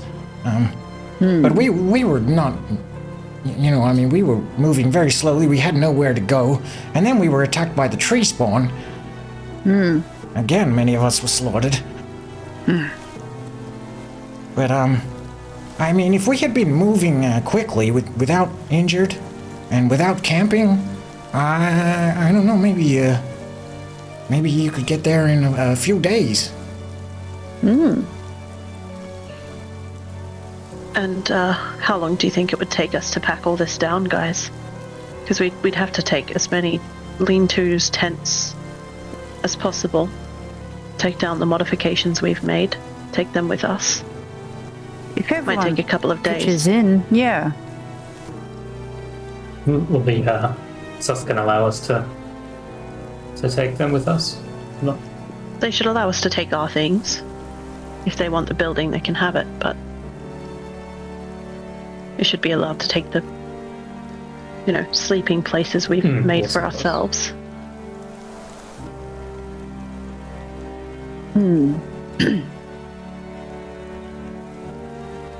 So we leave. This is the plan. I could show you the way.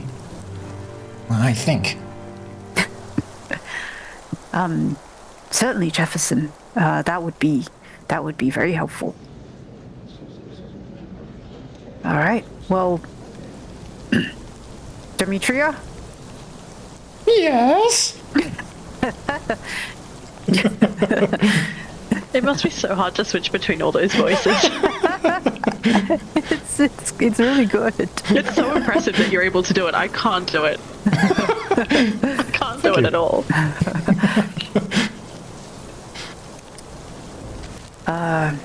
If Prince Hognar must have this castle, then we cannot deny him, but we ask that we may be allowed to take our items, and perhaps if we can have some supplies for the journey ahead of us. Supplies? Boo. No.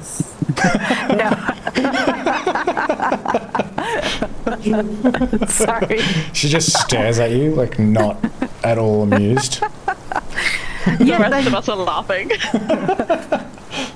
There are so many of us, and we would not be. We can't go far without any rations and water. You want us off out of this castle as soon as possible, isn't that right? Yes. But we do not have enough rations to support all of you. There are over 250 of you. Whatever you can spare would be very much appreciated. I expect the army arriving might have some rations there. Yes. Indeed, but they are to support the army of Prince Hognar.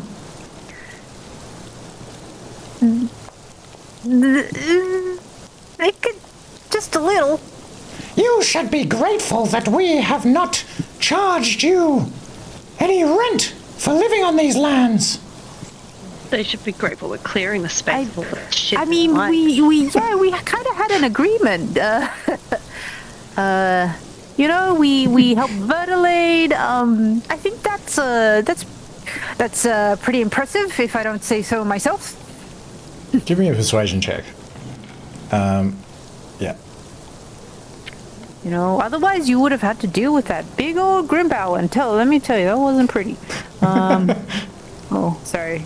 It's kind of hard to get my persuasion. Okay, here we go. DC 18. Ooh. Oh, What did I get? Oh no. 14. 14. Ow. Damn it. Oh, wait. Inspo. Oh, okay. Okay, persuasion.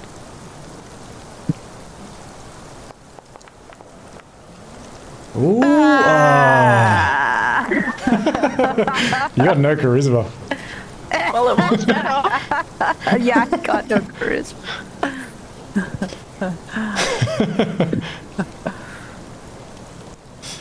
We do not have the resources to spare. And to be honest, we're not particularly concerned with what happens to all of you until you have... Well, you have sworn an oath of allegiance to King Smorgon the Ravenous, it is true. Yeah. We're very cooperative. We are your people. We've been doing work for you in the area. I'm saying this to Twig very quietly. We've been doing your work in the area. We've been clearing out all the things that you don't want. We've been killing things for you guys. We've defended you against the Heron. We've done so much to protect you. We killed the slave trade in this area. We should at least be rewarded with enough supplies to start this journey. Good luck. Well, you make a good point, and therefore we agree to continue not to eat you. Tell them we're going to eat them. Actually, don't do that. Also, I have been informed that we are willing to grant you 1 month's leeway without paying taxes to live on the king's land. But you must return the licenses to bear bronze arms that we granted you. I knew that was going to happen. Fucking bastards. Yeah, she wants the licenses back. There are a few reasons we should keep our licenses. After all, we have seen dangerous creatures roaming the lands during our travels. And we have continued to defend this empire and all of its citizens. We can serve the realm better with these Exactly. These weapons. We would be another outpost for them. We are large enough. Would you take the rod of a fisherman? No, it doesn't make sense. Such a good phrase.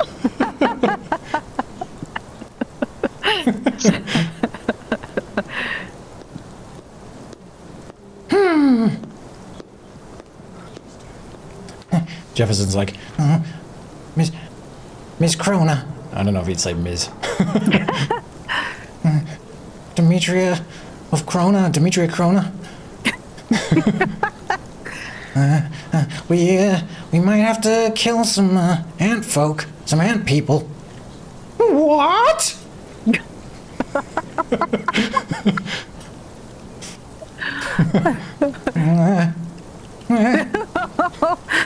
Yeah. Yes, we may need to defend ourselves against invaders of our territories. I mean, of our new home. Sorry, not territories. Including heron and tree spawn. Yeah, insectoids. Insectoids. It is Frog true. people? This is a dangerous area. She kind of glances at the Lexitor. Perhaps I have had an idea. If you are going to attempt to settle the lands near the Andavega Delta.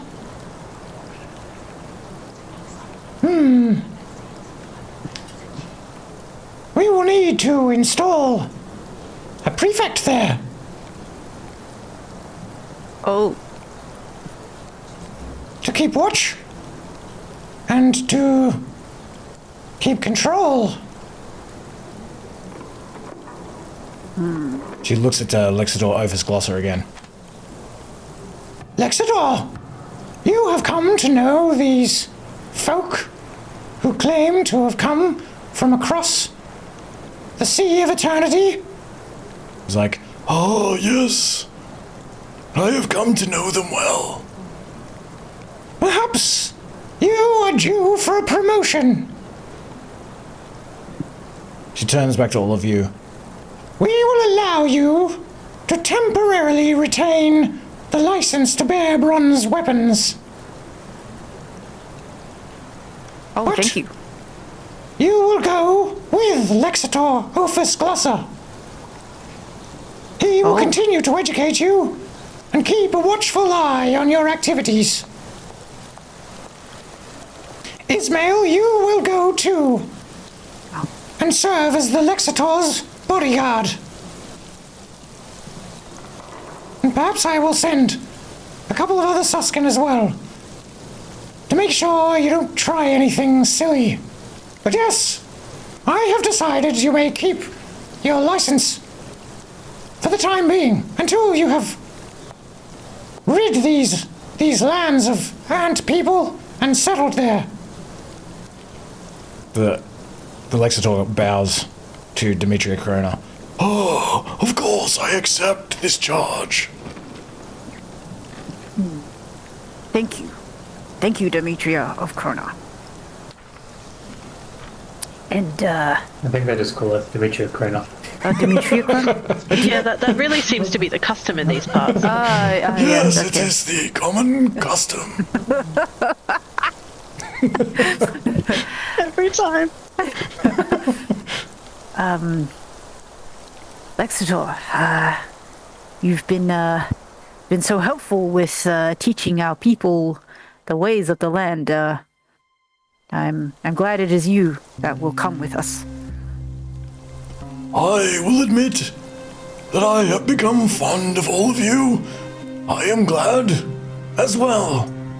Many of you have become my friends. Oh.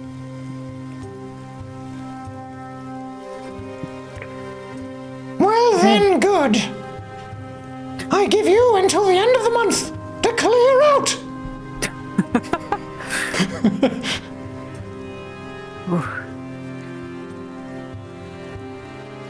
Okay.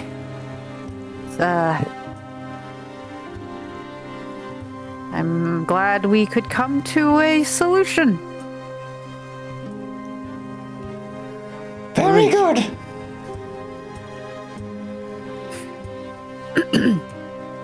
Back away slowly. Eyes down.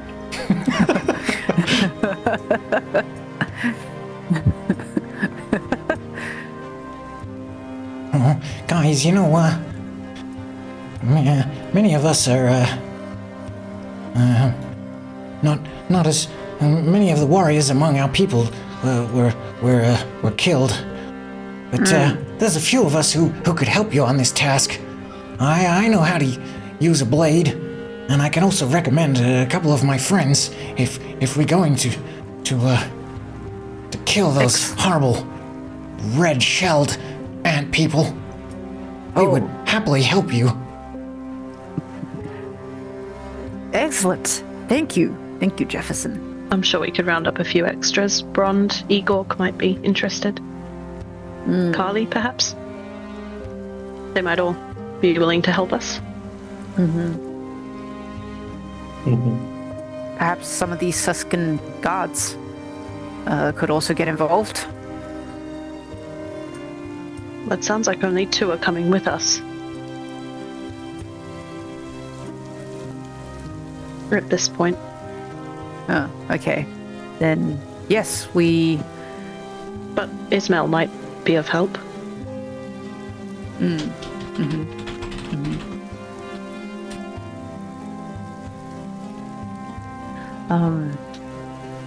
Yeah. Well, we could, in this time to prepare, we could start training, giving some lessons. Yes. We could get some idea of what weaknesses these ants have.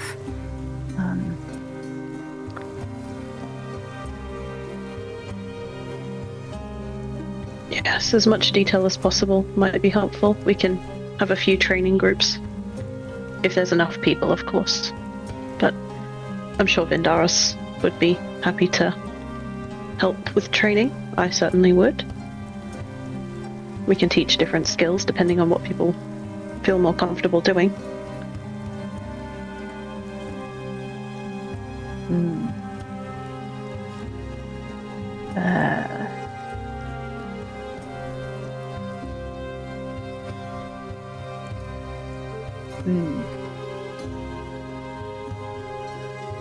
And how do we prepare for this trip, though? We have no rations. Unless there's a stockpile. Jefferson, do you know if there's stored rations anywhere? The Suskin, they control their stores, but we still have some of ours. We got a few, yeah. Do you think it's enough for this journey? To get everyone over there? Yeah, maybe. Might have to do some bit of hunting and foraging along the way, perhaps. I'm not really sure. Maybe if you speak to the council members, they might know a bit more about that. Yes, I think the discussion with the council would be very helpful. We might need a few groups with different abilities for this trip.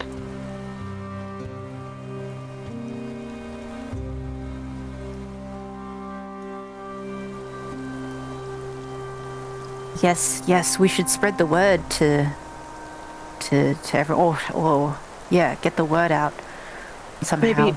Maybe we start with the council first, and they can help us, and they can ask if people would be interested in certain tasks. Yeah, like hunting, fishing, foraging, along the way as well. Maybe before we move to the next bit, just before I forget, Vindaros had a list of things he wanted to do. So I'll just I'll narrate through those things quickly. He wanted to ask the Lexitor about the Suskin that you guys came across, and in particular about the ritual, if it's like normal behavior or if they were a rogue group. Maybe Ophis Glosser he can explain to you too much. They sound like a rogue group. It is not the way of the people of the Empire to worship the trickster gods or spirits. Any kind of strange ritual they were doing. This is not the way of the people of King Smorgon. There are many rogue groups.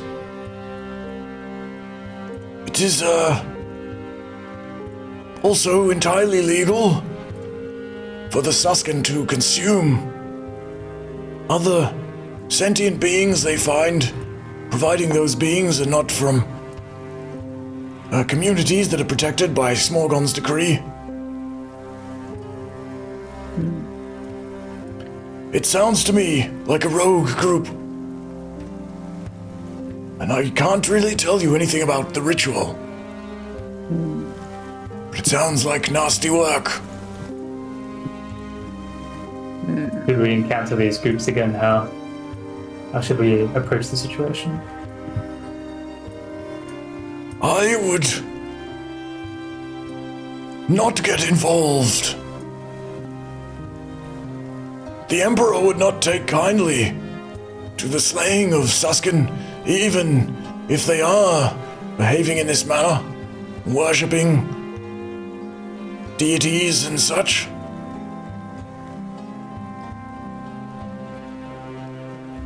What trickster god was it?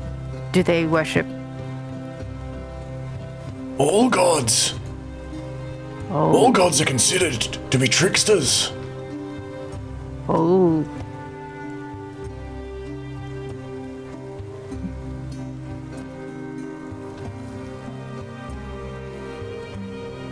Even Vraka?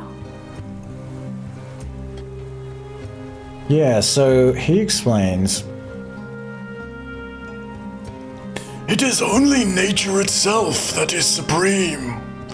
The gods are only part of nature and are subject to the laws of nature and change, just as are all other beings.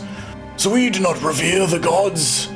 We regard them suspiciously. They meddle. They have their own designs.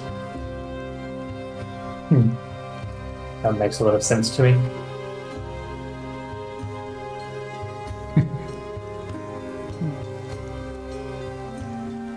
So yes, even Vraka, a pagan god.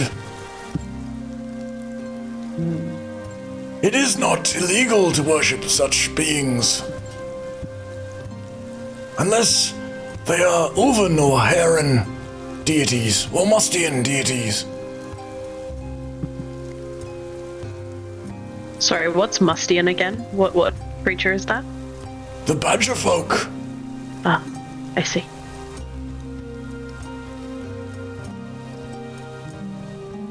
I wanted to call them musties, and then I googled it to see if it existed, and it already exists. So I'm like, Oh.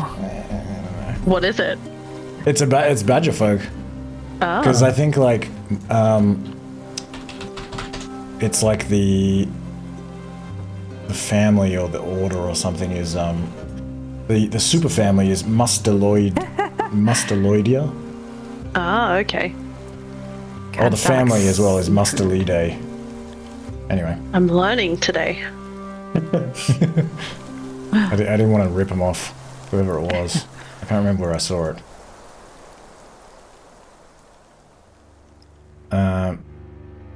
Maybe I'll send him an email. Musties sounds better than Mustians. Anyway, okay, Vindaros also asked the Lexitor about the snake folk, snake people, and where they reside or where they were last seen. The Lexitor says, The snake people. There are a few scattered tribes, but no concentrated central community in this part of the Ghost Vale that we know of. Only nomads.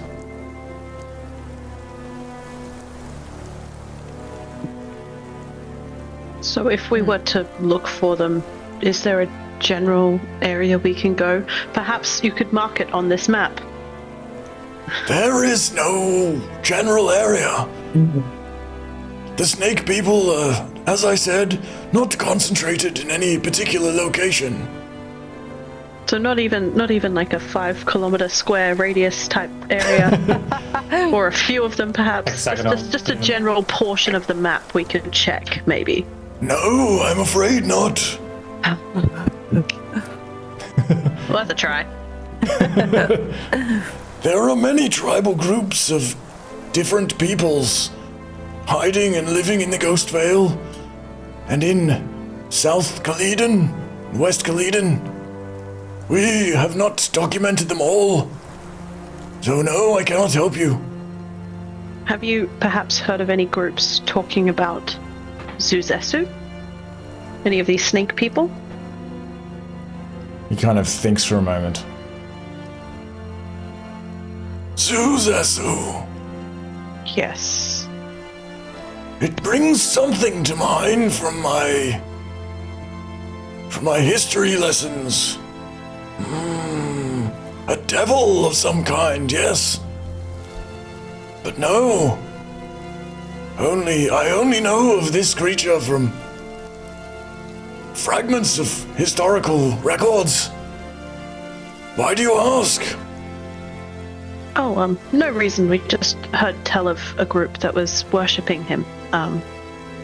and we wanted to gain a bit of understanding. Yes, I cannot help you. And there are many different gods and demons who are worshipped in these parts. Well, worth a try. Thank you. Vindaris also wanted to assist with building any further additions to the compound or other activities around camp. Generally speaking, these Suskin aren't really going to allow anyone to kind of interfere with the compound anymore. But Vindaris can, sort of be helpful while he's here. And kind of talk to people and see what they might need and help with, guarding the area. Keeping a watch on these Suskin, make sure they don't abuse these tribesfolk.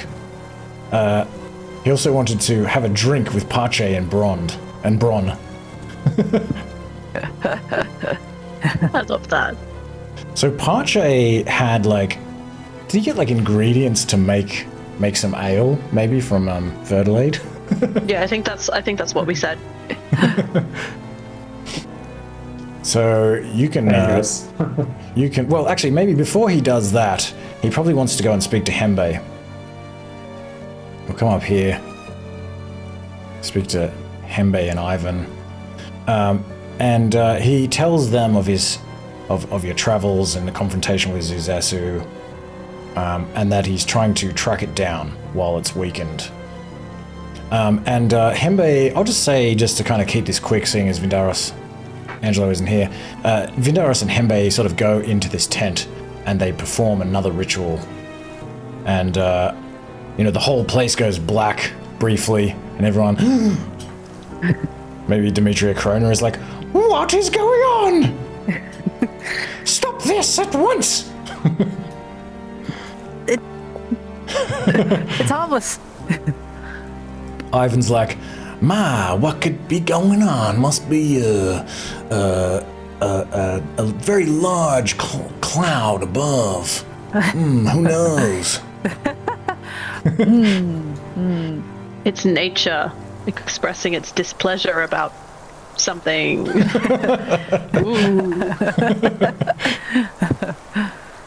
After some time, they emerge again, and Vindaris can tell you all what he experienced in there. He was able to,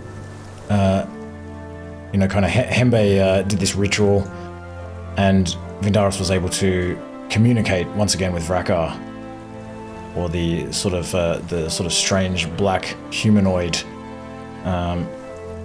aspect of Vrakar that leapt from the flames into Vindaris's body and communicated through feelings and senses and images.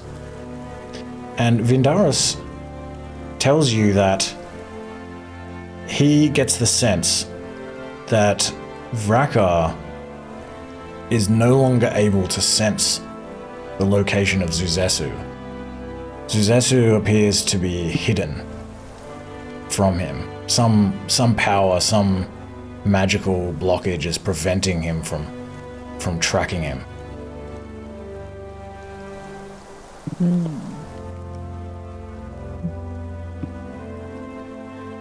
And that's basically all the information he's able to get from Vrakar. I don't like that. You say you don't like it? Or you don't mind it? Oh. I don't like that. Yeah, it's kind of stinky. Makes things interesting. It's kind of stinky that we don't know where to go, though. Not even a small portion of the map.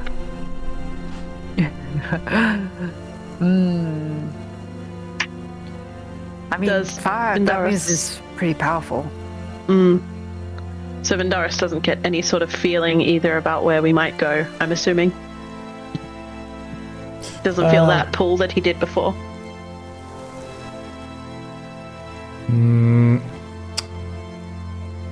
Definitely no direction for. Yeah, he feels that his god is unable to locate Zuzesu.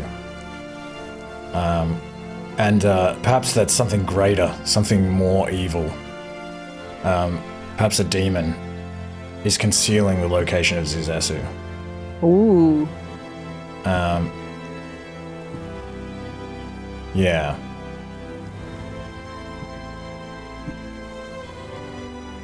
I'll even say that he gets the sense from Vrakar that Vrakar is concerned for the well-being of the tribesfolk, and that is a more pressing matter. That's how Vindaris feels from this interaction with his god. Okay, so it doesn't feel imminent, like we have to go deal with him right away. Necessarily. Yeah, he doesn't get that impression. Okay, well, if it's not too dire, that's probably a good thing. We only ever need one crisis at any point in time. We probably have to gain a bit of experience before trying to confront such a powerful creature, hey? You know, if you can evade Vrakar. Yeah, that sounds like a good thought. And also, we probably need some time to train some of these people and see how they go. Prepare them for a journey. Yeah. Even if it's a few days, we'll need some preparation.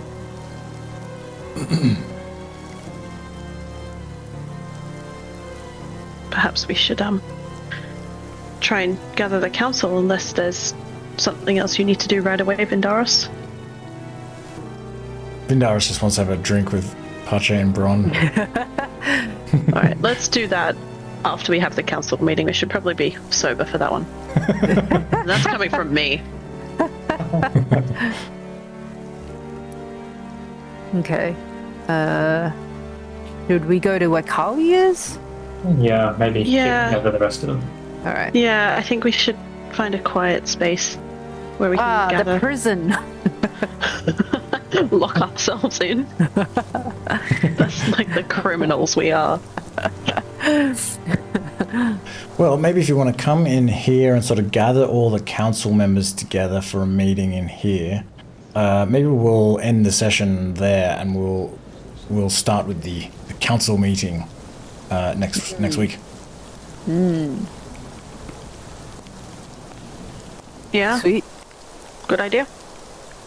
I'd want Angelo to be part of it. Yeah.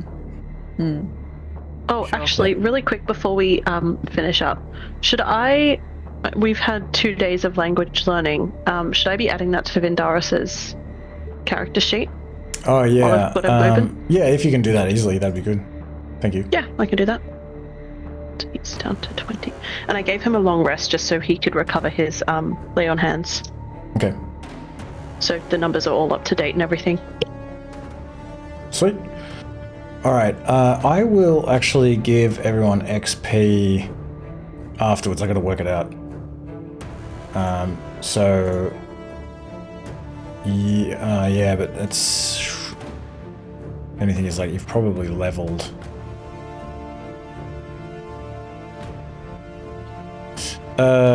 Let's just assume everyone's leveled to 7. I think you will have anyway. I'm almost certain you will have. So yes, everyone's leveled. Yay! But I'll work it out properly afterwards. That's fine. And yeah, I guess it's kind of difficult to know exactly what you're doing in the next session before you've had this meeting with the council, but I think the sort of general trajectory is, well, we'll see. Seems like we might need some downtime and a training montage. I'm very excited for this. I love a training montage. Yeah, well, if you want to do some downtime, maybe let me know in the week how you want to spend your downtime. Maybe you guys can like chat amongst yourselves if you want to work out like how long you want to spend doing downtime. So you have, how long have you got left? 1, 2, 3, 4, 5, 6, 7, 8, 9, 10, 11, 12, 13. I think you've got about 14 days left. In the month? Yeah. Yeah, I said it was the 27th. And there's about 40 days, right? 14 days, yep. The 40th is the last day of the month. Yeah, perfect. So then 13 days. Yep. Sweet, well that should be plenty of time. Cool. Awesome. Alright. Can't wait. Nice one.